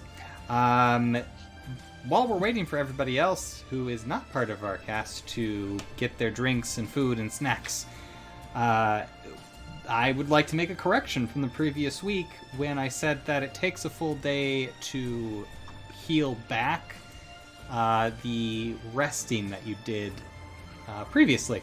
Turns out when you sleep for the night, which can only happen once a day, all of those little rest boxes that you have, they go back to normal unless you have been injured in some severe way, like having a broken leg will take longer to heal, some sort of impairment that, while temporary, will last longer than a day. We'll see if being shot is such an impairment a little later on here. But historically, I don't know. possibly. I've been shot a number of times with Nerf guns, and I've been fine. I'm fine, I swear. You've been Oh, shot in the eye so with a I Nerf should gun? I should have all my recoveries back then. Yes. Right. Also, you heal 1d6 plus your level whenever you recover. So you would have had a little bit more going into all of this, but you're fine. You're fine. It's great. Fine. Walk it off. It's just a bullet wound. Speaking of which, I might use an action to do that then, actually. Okay. While she's doing that, in the immediate vicinity, can I do a quick look to see if I can find an RFID tag? You're not finding anything that you would identify as an RFID tag, but give me an intelligence roll. We're going to call this difficulty 3. I don't have anything to make it easier. I'm gonna use effort. Okay. No, I'm not, because it's not here. You'll find out. That's a 12. Alright, so that beats your 9 that you had to get. You're thinking about it, you're racking your brain, you're looking around, you're starting to panic a little bit with the smoke coming out of the roof of the church now.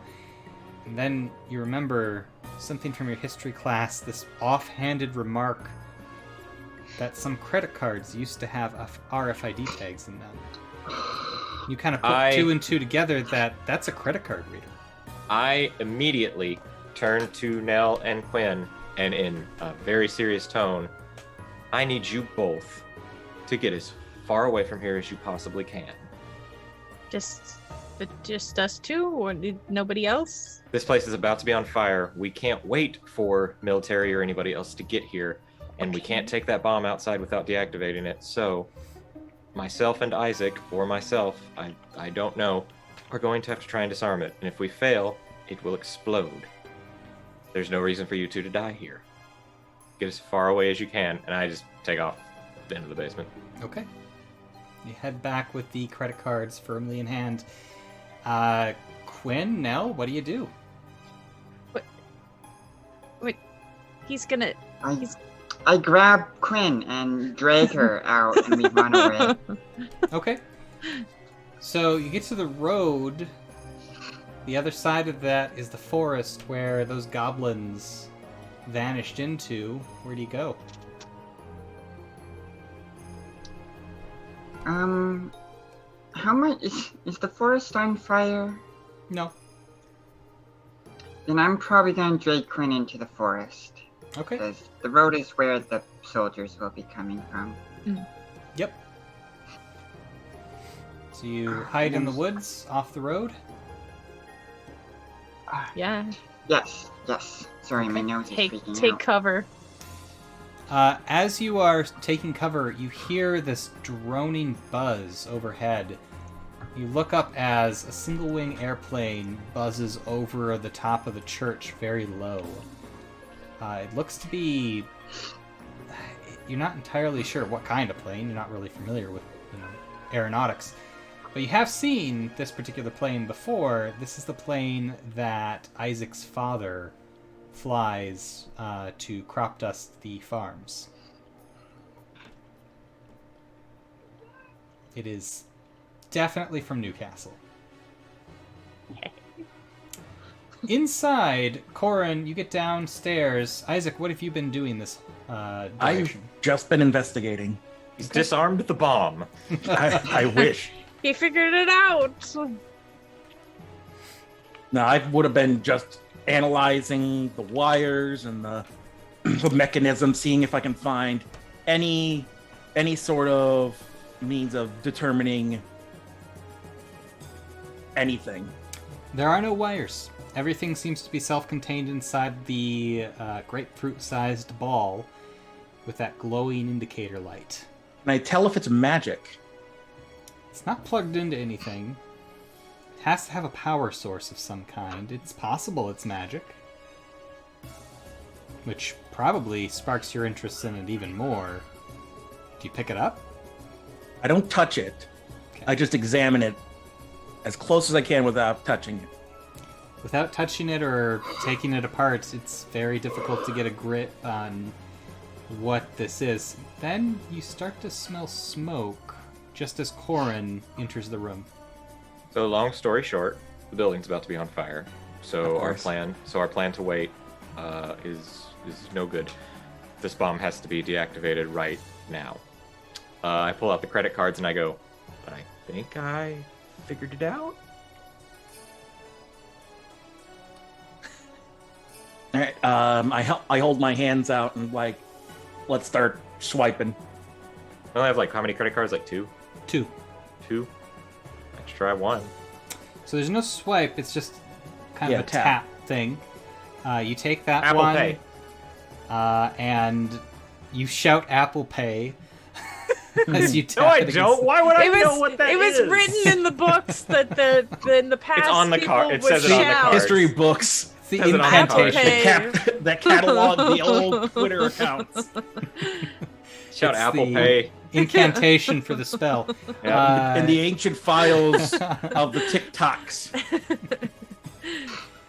So you tap the card against it and nothing happens. I tap the second one and I say, charge it. That seems to work. As the card taps against it, the indicator light flashes red for a moment and stays red. Uh-oh. It asks for a PIN number. Nothing seems to be happening. It may be deactivated. You're not sure. Well, so what was it first? It was green. Blue, but It was then, blue? yeah, it turned red and it has stayed red. Can I tap it again? Does anything? No. Nothing happens. It just stays red. Yep. Has anything else changed? Did I hear any gears? Anything? Nope.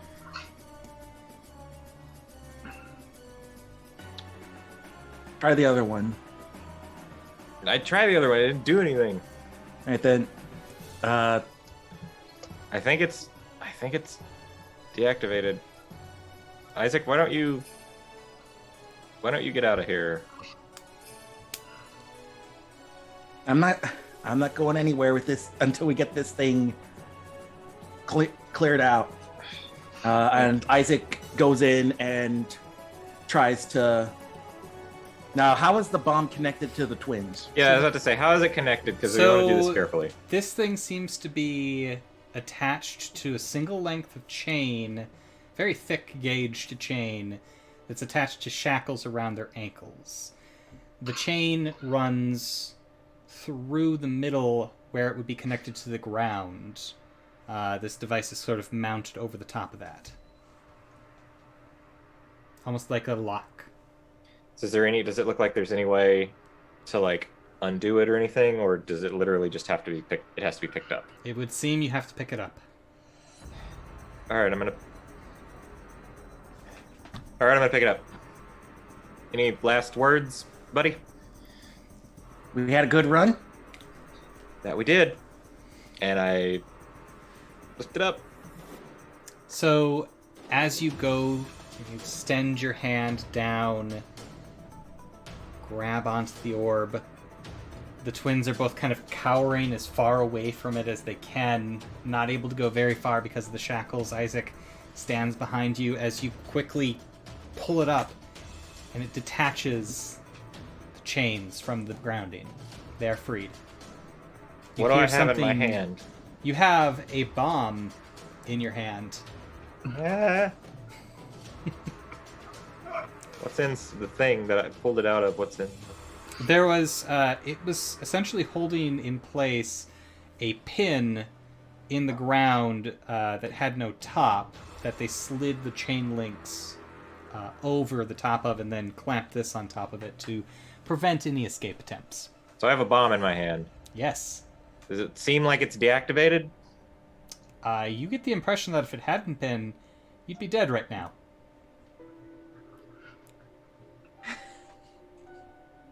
Something Let's get collapses. out of the church. Go now. I help the twins, and I assume Isaac helps. We both help the twins because they're completely traumatized for the rest of their lives now. They're still shackled, but the chains are loose. They quickly follow you. Can we unshackle them? Does it, or is it? No, it's a key lock on their ankle. Have I found? Okay, we'll worry about that later. Let's get them out. Yeah, I searched the bodies. I didn't find any keys. You did not. Okay, we'll get them out. We'll carry the shackles so they don't have to drag them or anything. Okay. Yeah. As the two of you, are you going I out put the the bomb back in my door? bag. Okay.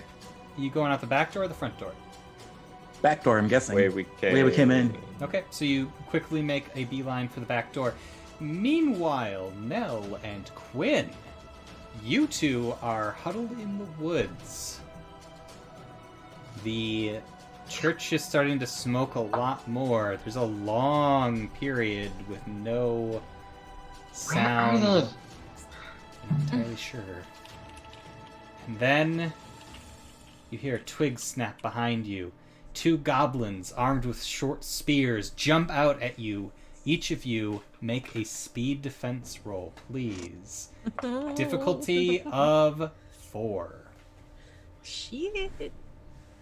I'm going to use my training and some edge to reduce that to a 2. Okay.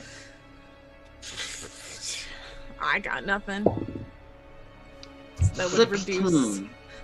16 makes it. Quinn? I also got a 16. Hey, all right. So that momentarily has Jumpsy. a gap between the twig snapping and them jumping on you. You're able to roll out of the way in the underbrush as the spears stab right where you were moments ago. And we're going to go ahead and roll some initiative for you two. Sweet.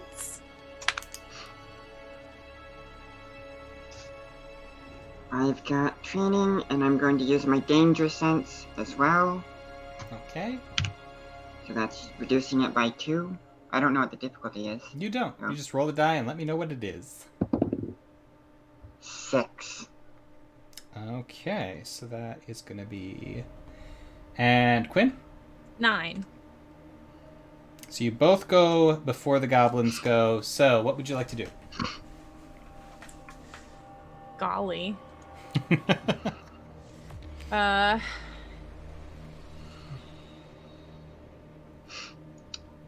I'm going to... Yeah. I was just gonna do my resonance fields. A Okay. faint line in a color you choose, form a tracery over your entire body and emit faint light. The effect lasts for 1 minute. Whenever a creature within immediate range makes an attack against me, the pattern energizes to block the attack. You can make an intellect defense roll in place of a defense roll you would normally make. If you do so, you get a minor effect on the creature attacking you takes 1 point of damage. If you get a major effect, the creature attacking you takes 4 points of damage. It's pretty So it awesome. Yeah, so I'm gonna. It's gonna be like a sunflower yellow for sure. Okay. So this sort of yellow field of energy sort of shimmers into existence around Quinn. Nell, have you ever seen this before? I don't think I have. I don't think you've ever used a defense thing in front of Nell before, so... Not usually in combat. No. So I have no idea what it is. Obviously something magical. So... I am going to draw my scimitar, flash my epic leather jacket, and we just exploded every single other single goblin in your camp. Unless you'd like to share the same fate, I suggest you back down. Go ahead and give me a might roll. We're going to set the difficulty of this at a 2. That is already accounting the equipment that... Actually, we're going to set it at a 1 because of the sword and the jacket and the fact that you did in fact kill all of their friends within about 10 seconds. And the asset that all of their friends are dead, and they know it. Yeah. Alrighty. And that's basically all I've got, because I don't have training in You got this. intimidation. That's a 2, isn't it? It's a 1? Oh, no! Oh no! I've got Can I- deception. Can I offer re-roll that? deception skills? It's still a 1. But can I re-roll it, or am I condemned to the 1? You can reroll it. Alright, I am definitely re-rolling that. I'll take that experience, thank you. Let's try again. Let's. That's an 8. Oh, well, that's good enough. Okay. You are having the worst dice luck tonight, aren't you? It My is the goodness. worst. I've had like 2 rolls above a 10. My goodness. Oh. Well, the goblin closest to you kind of hesitates for a moment, looks at his friend, says, You'll let us go?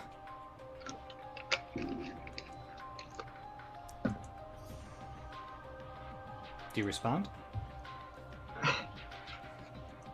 I say, unless I change my mind, and then I start counting down from 10. All right.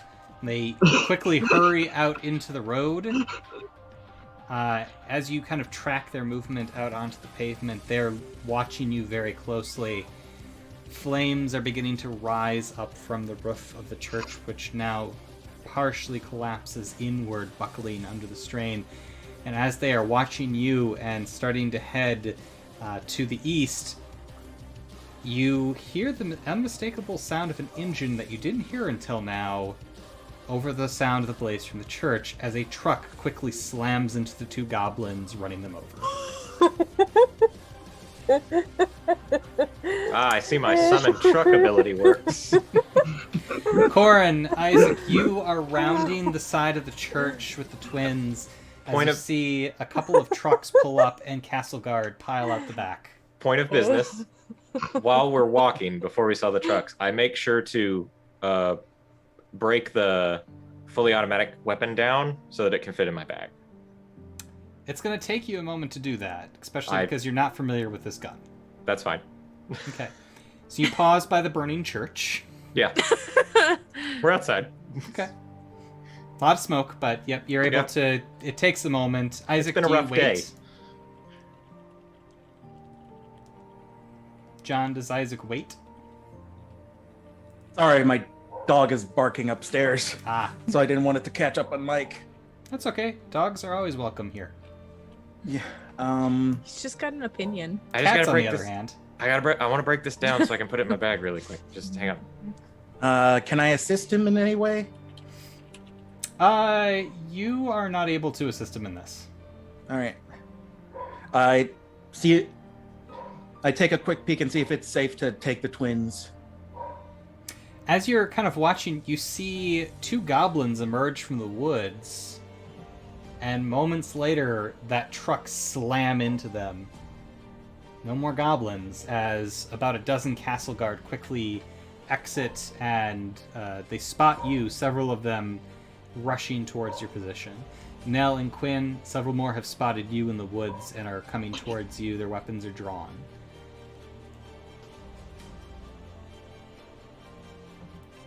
Do I see them draw their weapons? They have their weapons drawn. They're not trained on you, though. Oh, okay. I tuck behind a tree and make bird noises. One of them says, Quinn? Nell? Is that you? Baby? What are you doing out here? We shut down the school for the day. You're supposed to go home. Just... We're doing your jobs because you can't do it for you. Oh, for Pete's sake.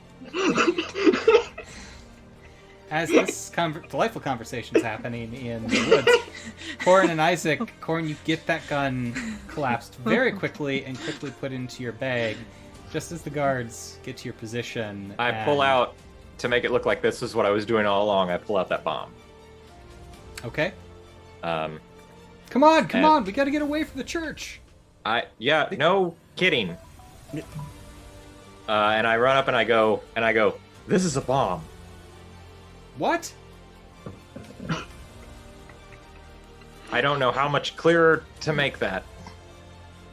Well, get rid of it. I mean, the goblins made it. I would assume someone might want to take a look at this.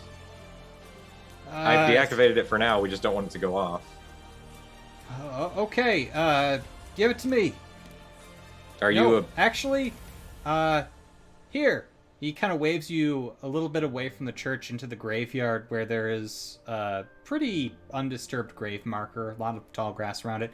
Just set it here. We'll take a look at it when the technicians get here. Okay, I set it down. Come on, let's get away from here. I help with the twins. Yep, stay here. I walk up and kind of whisper to one of the guards, and I say, we found Ricky's body, or what was left of it. Did you? This is Ryan. The goblins said they ate him, so we didn't. But I'm. Okay. You know. Oh hell. This isn't good. Over the next 20 to 30 minutes, the Castle Guard arrives in force. You are given, hot chocolates, old Swiss Miss packets in hot water, as they try to keep a good, Delicious. safe distance from the church as it burns and collapses inward. A few times, bullets fly out of it, their powder ignited by the blaze. And within a matter of hours, the church is reduced to cinders. Unfortunately, you're not there to see it, as you and the twins, after about 30 minutes, are drove back to town. So the four of you are currently in the back of an old passenger van, the twins seated towards the front, you seated towards the rear of the vehicle. Ask the twins how they're doing. They both just kind of nod and weakly give a thumbs up. How's everybody else? Nell is very grumpy. I mean, Nell is this very grumpy. hot chocolate's delicious, but we're not getting the. Now, what could you possibly have to be grumpy about? You set an enormous fire that caused a massive explosion. You helped kill goblins. What could you possibly be upset about? She did get shot. Yeah, that's one thing. What about all the other cool things I said? They That did is not treat cool. your bullet No, you're wounds. You're right, Corin. I'm just salty that we don't get to go explore the. The stuff.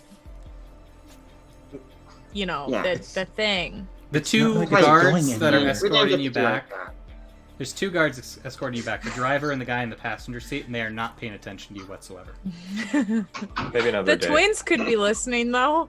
Another day. It's not Look, like it's I going think- anywhere. But no, Look, you're right. Yeah. I think we We set a massive. made No, the you're right. We set a decision. massive fire. That was, I guess, a win. We also got- saved two people's lives, so Yeah. That's not nothing. It's getting to be That was late a after- cool explosion. It's going to be late afternoon when the truck or the van gets to the gate of Newcastle and is waved through. There's a lot of people gathered around the gate, lining the streets, kind of watching as you all enter. The vehicle drives up to Town Hall, where as you are offloaded and ushered into the city center, the crowd watching back at the gate begins to clap and applaud as they see the twins are safe. The mayor, not mayor, there is no mayor, the town speaker, the senior member of the town council, kind of greets you all. Oh, good God, there's only two left? And you four? What the hell? We closed schools so this sort of thing wouldn't happen. we Not bad. just couldn't stand by. So we went looking for We had them to do and found something. them. Had to do something. Hell. If Get it him weren't for you- inside. Get him inside. These four, put him in the Denali room. Those two, put him. Let's put him in the kitchen for now. Get their parents. Get one of their teachers to keep an eye on these four. And, May I make a suggestion, Mr. Speaker? Oh, by all means, kid, go ahead. Maybe don't put the twins in the kitchen. Okay. Just Put him take in my my word for office for the time being. About as far from the kitchen as you can get. All right, get him out of my sight. Go, just go. You are Happy led to help. inside. You're welcome. Yeah, I yell out, happy to help.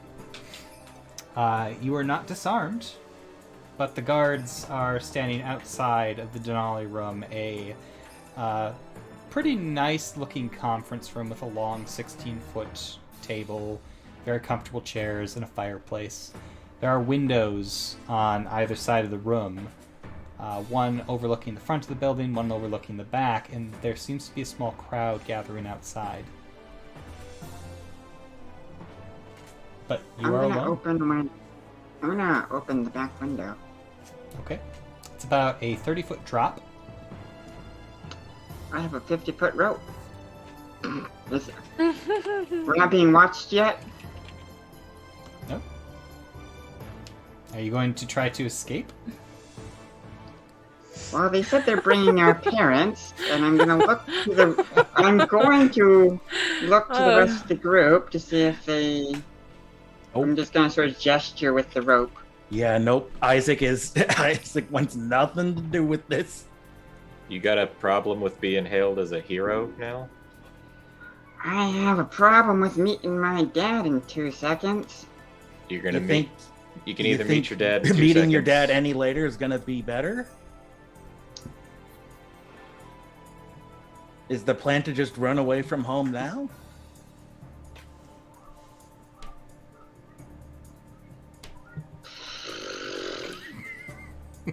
Now slumps in a chair grumpily. Well said, Isaac. Well said. Do you leave the rope by the window?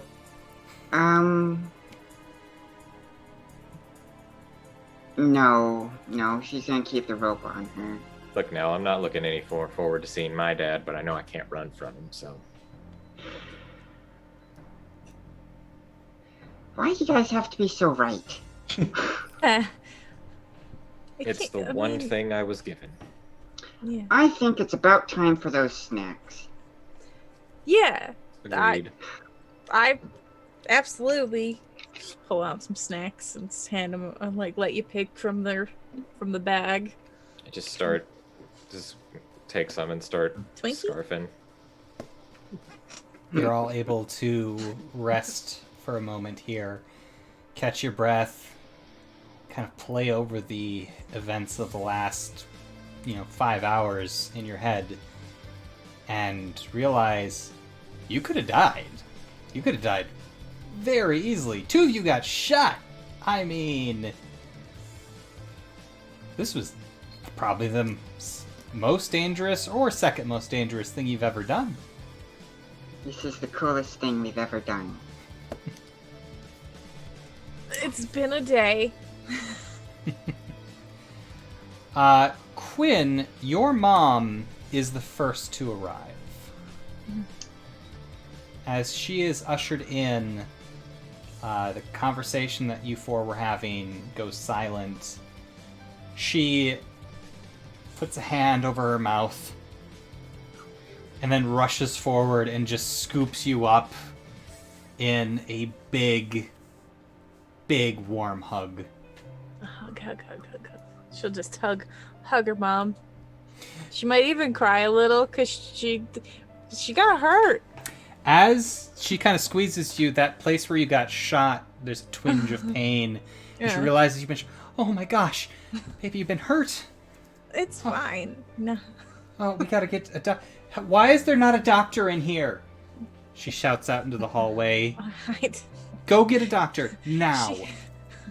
And she opens up her bag and starts digging through essential oils and stuff. And here, chew on this.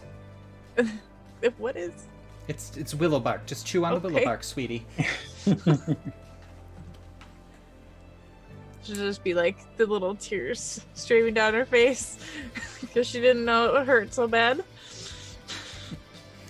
The willow bark helps a little bit. Yeah. Doesn't taste great. The essential oils don't really seem to do anything, but it smells great in here. No. Shots fired against essential oils. Nell, your dad is the next one to arrive. I try to avoid looking at him. He steps into the room, and Quinn's mom... What's Quinn's mom's name again? Rosemary. Rosemary, yes. What was Nell's dad's name? Roger. Roger and Rosemary. Okay. They kind of look at each other for a moment, and then his eyes settle on you, Nell. There's a long, tense moment where he is fighting the urge to yell. He walks around the table, stands in front of you for a moment before just picking you up and hugging you to him. What was his name? Roger? Roger. Roger, yeah. I awkwardly hug him back. Do the pats. And, Yeah. yeah, I feel very, very awkward about this hug, though. He does not let go. Hey, Finally, he like pulls back and holds onto your shoulders and gives you kind of a firm shake, which does disrupt your wound a little bit. Dad. Which causes Rosemary... Roger! She has been shot. Oh, God. I'm so sorry, sweetie. I'm glad that you're okay, but I am so furious. Why were you out in the woods? You were supposed to come home.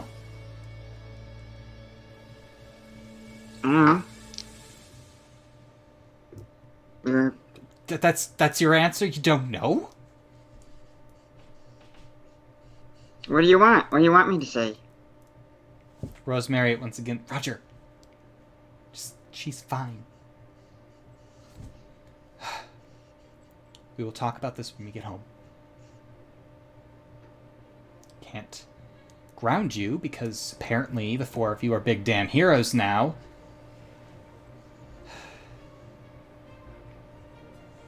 I am glad that you were able to help, but you got hurt.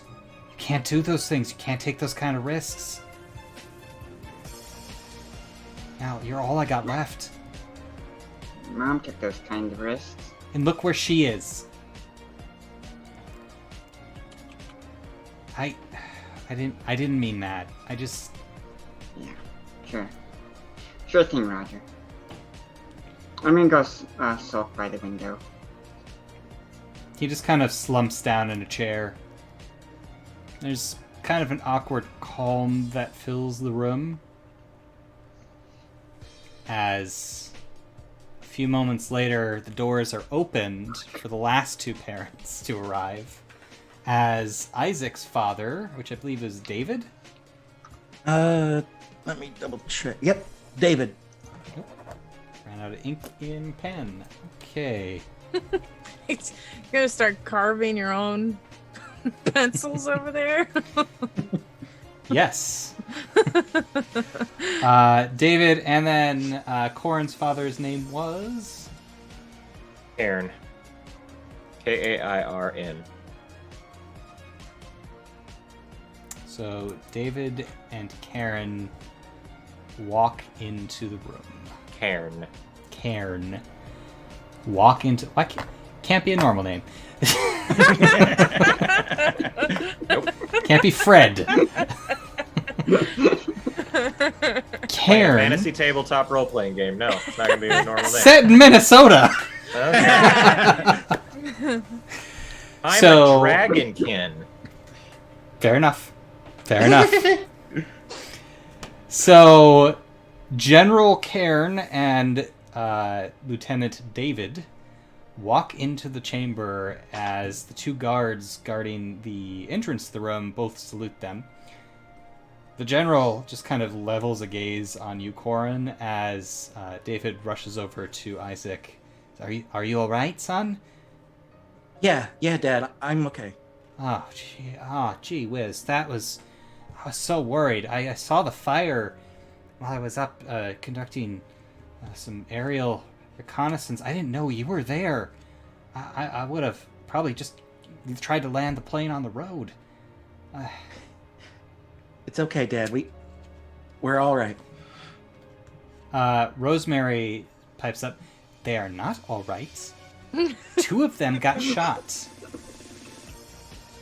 The general walks over to Corin, kneels down next to you. We'll talk about this more when we get home.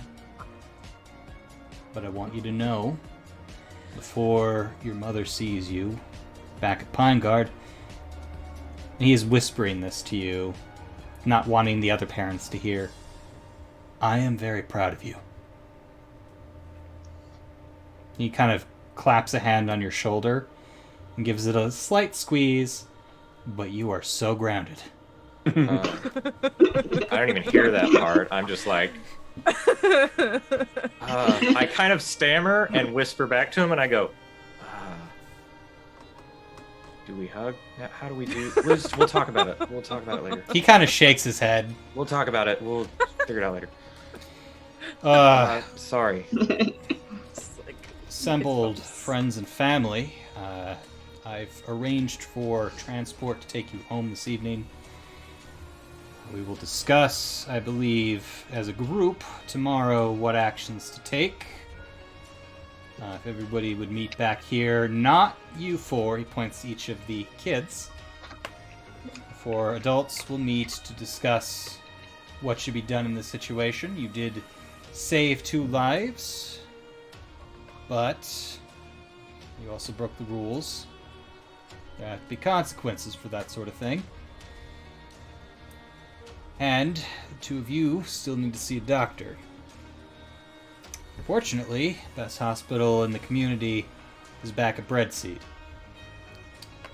Sergeant, would you please take Miss Quinn and Miss Nellie back to Breadseed with their parents, please? They nod. You're kind of motioned to leave.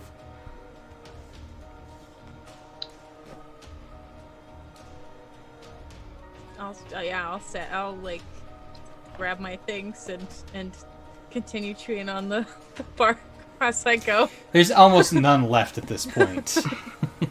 I hover at the window for a few moments, glancing out of it down at the ground below, then sort of shove myself off and go where they want me to go. Oh, I thought you said you were going to jump out the window. I was like, No.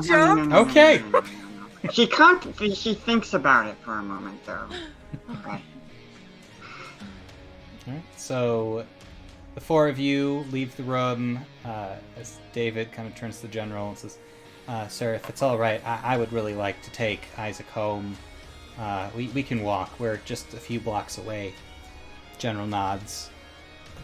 Come on, Corn. Let's go home. I follow. Not gonna. I don't know what to do in this situation at this time. He's baffled. I'm. Point of. Did we see them take care of the bomb, or at least find it, or is that? You have no idea. Okay. It was back at the graveyard. That's the last you saw of it. So as you get down the stairs and out into the front of the town hall, there is a pair of vehicles waiting. A pickup truck with hay bales in the back for the people heading to Breadseed, and a jeep for Corin and the general. As you load up, Isaac, you kind of wind the way home with your father. The day is coming to an end, but there is a large crowd of people outside, and as you emerge from the town hall, they applaud and cheer. You have become town heroes in this moment. And some of that sting of getting shot or scolded evaporates for a moment in the wake of this wave of support from the town. The speaker and the general both pause for a moment. The general puts a hand on Corin's shoulder again and waves to the crowd. Whispers to you, "Smile and wave, boy. Smile and wave."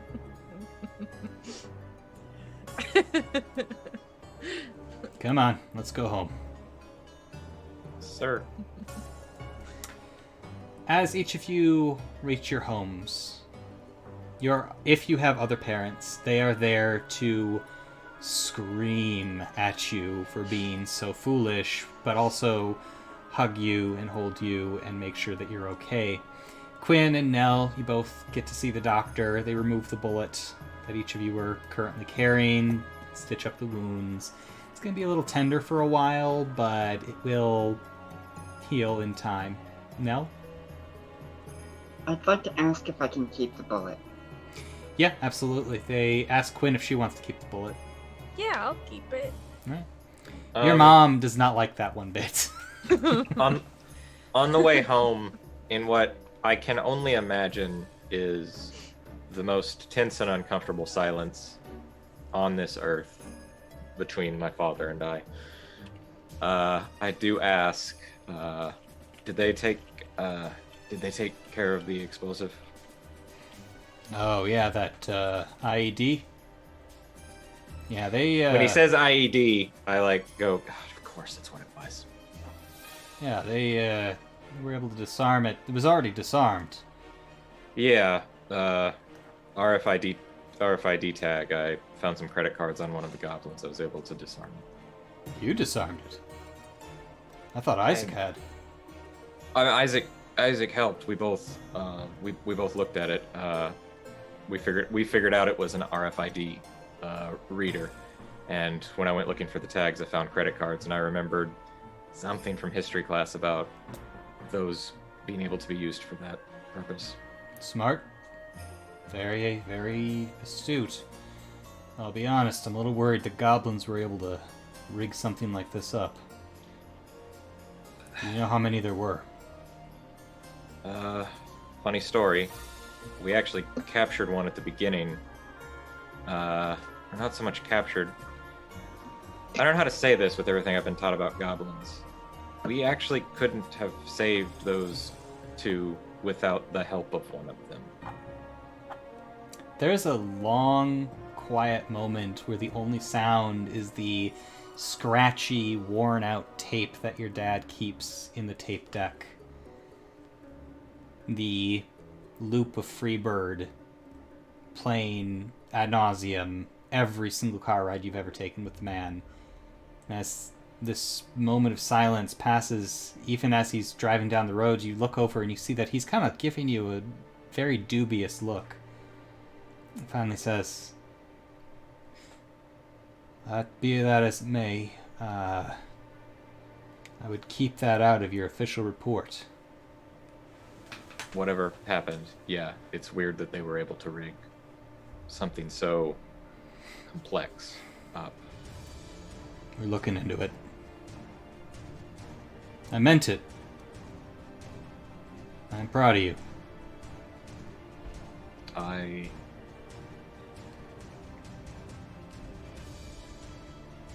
Thank you. I don't know how to respond to that. Don't blame you.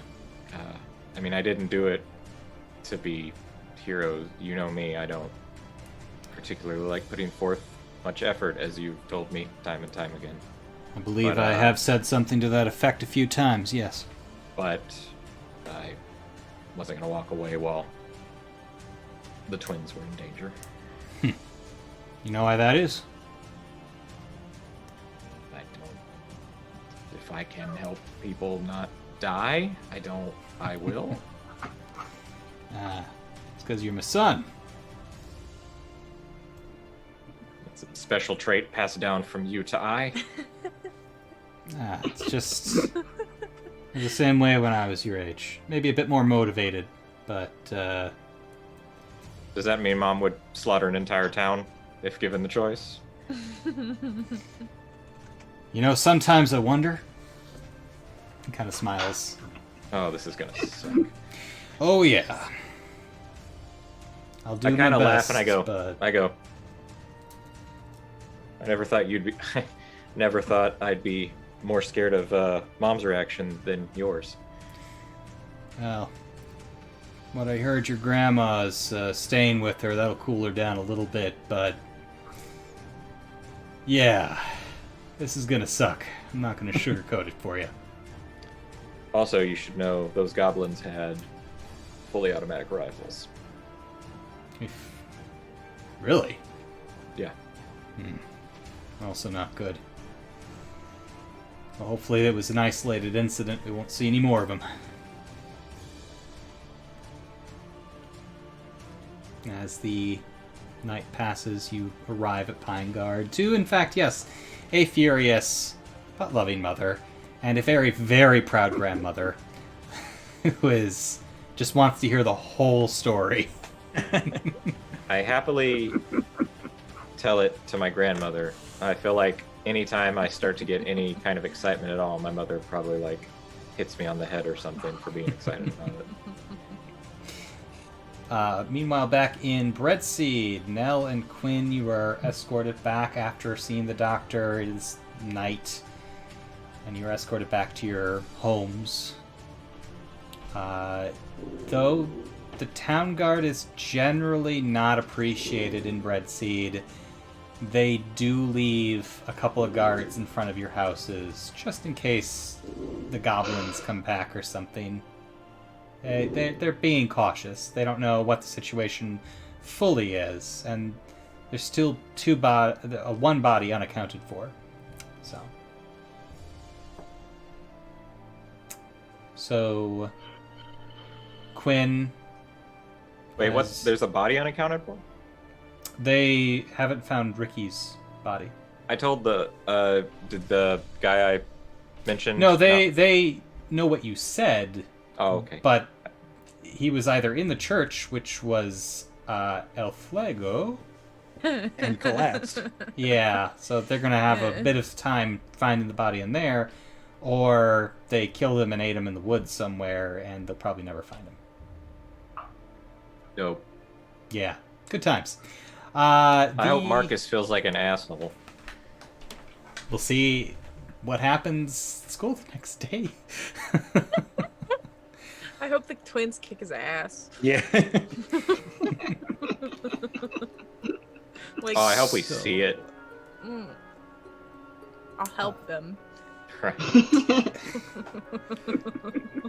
Quinn, your mom and you kind of sit on the porch of your home as she just kind of holds you and covers you in a giant quilt, and you're on sort of a rocker swing on the front porch looking out. You can see the truck and the pair of guard just kind of watching the tree line for any disturbances, but nothing comes. It's a clear, quiet night. The crickets are chirping. I'll probably be curled up, laying on her head on lap, and falling asleep as it swings. There is a complete opposite scene at Nell's house. As the second you got home and inside and started to head upstairs, your father slammed the door and says, "Do not walk away from me." I ignore him. I continue walking. Nell, I said, do not walk. Oh, he storms after you. Nell, we gotta talk about this. This has to stop. You can't keep running around doing whatever you want.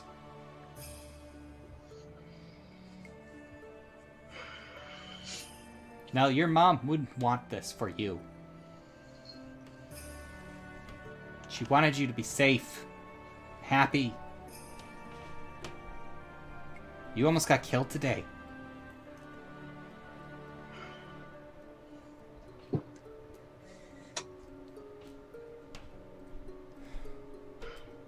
You're grounded until you're ready to talk about this. You will go to school, and you will come back here, and that is it. Go to your room. He walks back downstairs. I'm going to take a bath. Okay. I go to the bathroom. Nice clawfoot tub. There's still running water, thanks to the wonderful infrastructure of Newcastle. I will submerge myself in a bath. It helps. I think... And I'm just gonna sit underneath the water for... The doctors did warn you an not hour. to get the stitches wet, but doctors, what do they know? And as Go ahead. No, I'm just gonna sit under the water and stay there for a while. Completely submerge yourself. You're able to breathe in the water. Oxygenate it. It's peaceful and quiet here. You feel more connected to yourself, more connected to your mother when you do this. And as you finish the bath after it's grown very cold, You see that the bandages have become soaked through, and you can remove them, and the stitching has come a long way in just a couple hours. It is fairly well healed. Cool. Isaac. Very similar to Corin. While your dad is not happy and is definitely not defending you, as your mother assails you with questions about what were you thinking, there is a lot of love and a lot of crying and hugging and food, as your mother spent pretty much the entire day, once you didn't come home and found out there were kids missing, just cooking the whole time. Stress cooking. And several neighbors also came and helped cook, so there's a lot of food, and most of it is really good. There are so many reasons I'm so mad my parents won't let me live at Isaac's house for like my study or mentorship or whatever it is. So the night passes quietly. As dawn comes the next day, we're actually going to probably end it early here tonight, because we're going to have a 2-week time skip. Ooh. As we will come back next time, I think, and you'll be able to sort of discuss what your characters have been up to the last couple weeks and what adventures and mischief they've gotten into. But we have the Becklop coming up. A race down a creek with dangerous rapids and sharp turns on small boats that your group has taken part of a few times in the past. This one is a little bit special, as it is the last one that Nell will officially be able to compete in, because it's only kids from the school who compete, and you're all going to be graduating a couple weeks later. So, we're going to end it a little bit early tonight. I do want to thank everybody for watching. We do have a couple business things to take care of here, starting with MVP of the night. Who gets an extra XP this evening? Players discuss, Goodness. nominate. Who do you think it should be? So much happened. Yeah. A lot happened. I'm feeling Corin. I was mixed between Corn and Quinn. They both kind of saved my life, so. Yeah. John, you were Golly. going to say something there. Yeah, just I think because I'm trying to word it. I think that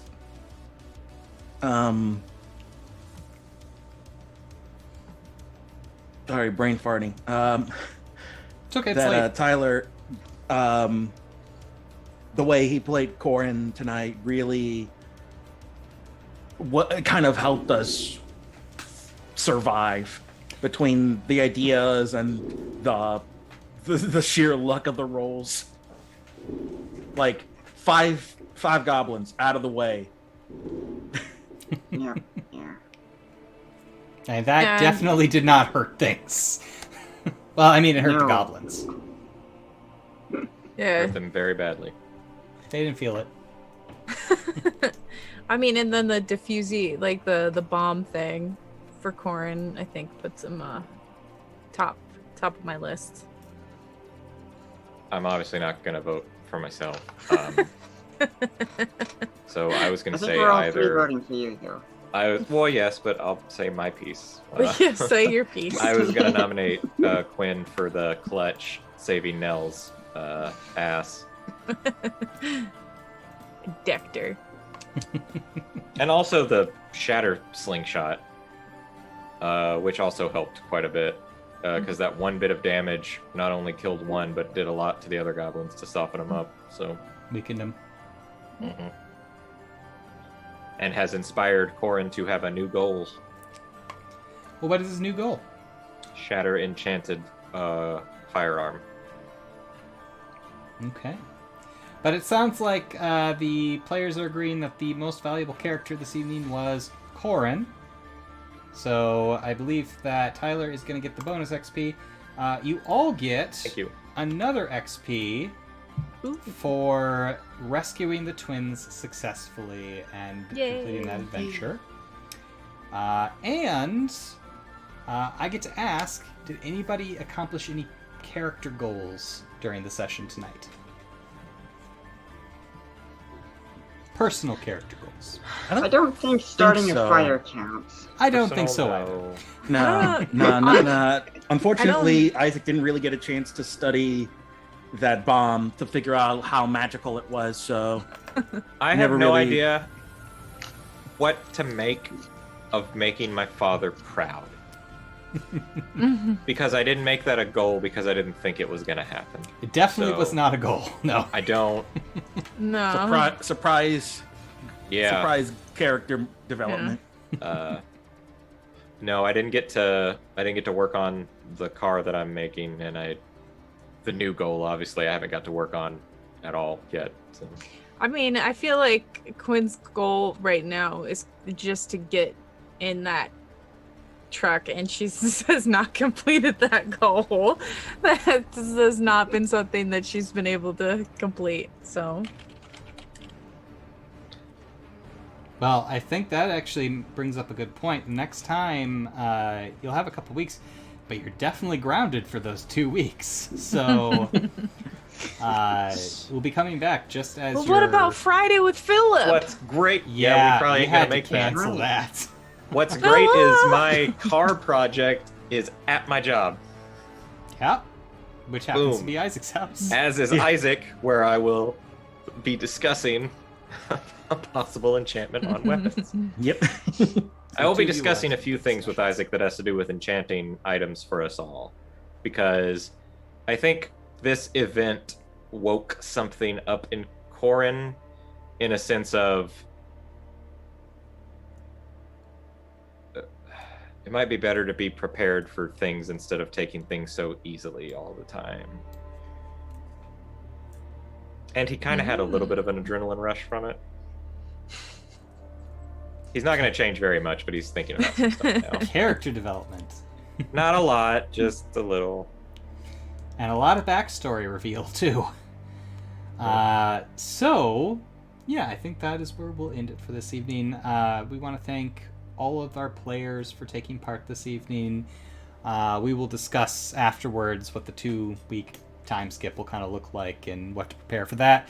Audience, I want to thank all of you very, very much for sticking around for the last couple hours here and watching us play this game. We have finished the first arc, the Big Damn Heroes arc, as I call it, and the players will now be going a little further out and exploring more of the community next week when we come back.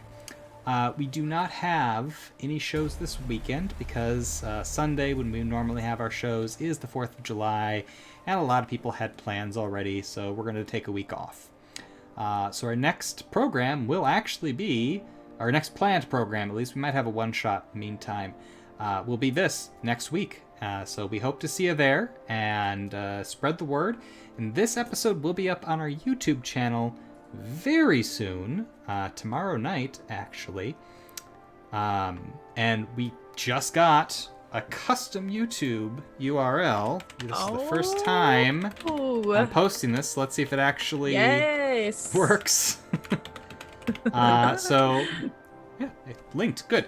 So it's just youtube.com/C for channel, I guess, /ScryerVision. Weird Makes URL. sense. Couldn't change it. So, Fancy. players, did you have any announcements that you would like to make to the audience before we depart for the evening? I have an announcement. Go ahead. I am officially doing my own personal live streams every Thursday and Friday at 1 o'clock, where I am currently playing Baldur's Gate 3, the early access one. Nice. But I'll be playing a whole bunch of adventure games mostly, but we'll see what I play. But yeah, just, video gaming streams. Awesome. That's Yay. fantastic. I'll have to tune in. Anybody else? I had missed a bunch this week because I'm having to take care of 2 pets on my own. But I'm still streaming at twitch.tv/storytimerowan. I started Dream Daddy, which was by the Game Grumps. It's a dad dating sim. But it's nice and wholesome and full of dad jokes. And then I'm hoping to get my capture card working again so that I can hopefully get Doki Doki Literature Club Plus running on my Switch. But other than that, that's all that's really going on for me. That's awesome. I've heard good things about that game. Which one? The first one. Haven't heard Dream the second. Daddy's fun, and Doki Doki Literature Club, if you have the stomach for it, is actually really well executed as like a subversion of the genre. Awesome. I have no experience with that genre, though. So. All right. Tyler, Aaron, any announcements that you would like to make? Hey, check me out on TikTok at Fredder R. Lee. I'm doing a 10-part series now, 10 videos. They're only a minute long because it's TikTok, so it's not that big a deal. On my 10 favorite games of all time, each one I give quite a few details. Maybe you didn't know about them, so a little bit of a history breakdown of the video games and why they're my favorites. Or check out my YouTube at Misguided Content, of which I haven't posted anything in a long time. Hey, Post some TikToks. yeah. Yeah. I've got nothing new. I'm just streaming. What do you She stream? made it to Blighttown Tuesday, Wednesday, in Thursdays. Dark Souls. Yeah. I unfortunately have to visit the spider butt at some point, which I'm very not excited about. I use other words, but I mean... Yeah, I'm going to worry. go ahead and say I made a note. Spider butt. Don't worry. You know what they say about Dark Souls is it gets easier as you progress. Yeah. Mm-hmm. Did it say that? I don't Yeah. know. I've beat it several times. Trust me, it's a cakewalk once Oh. as you get further. Good. So I'm glad for Aaron's future then.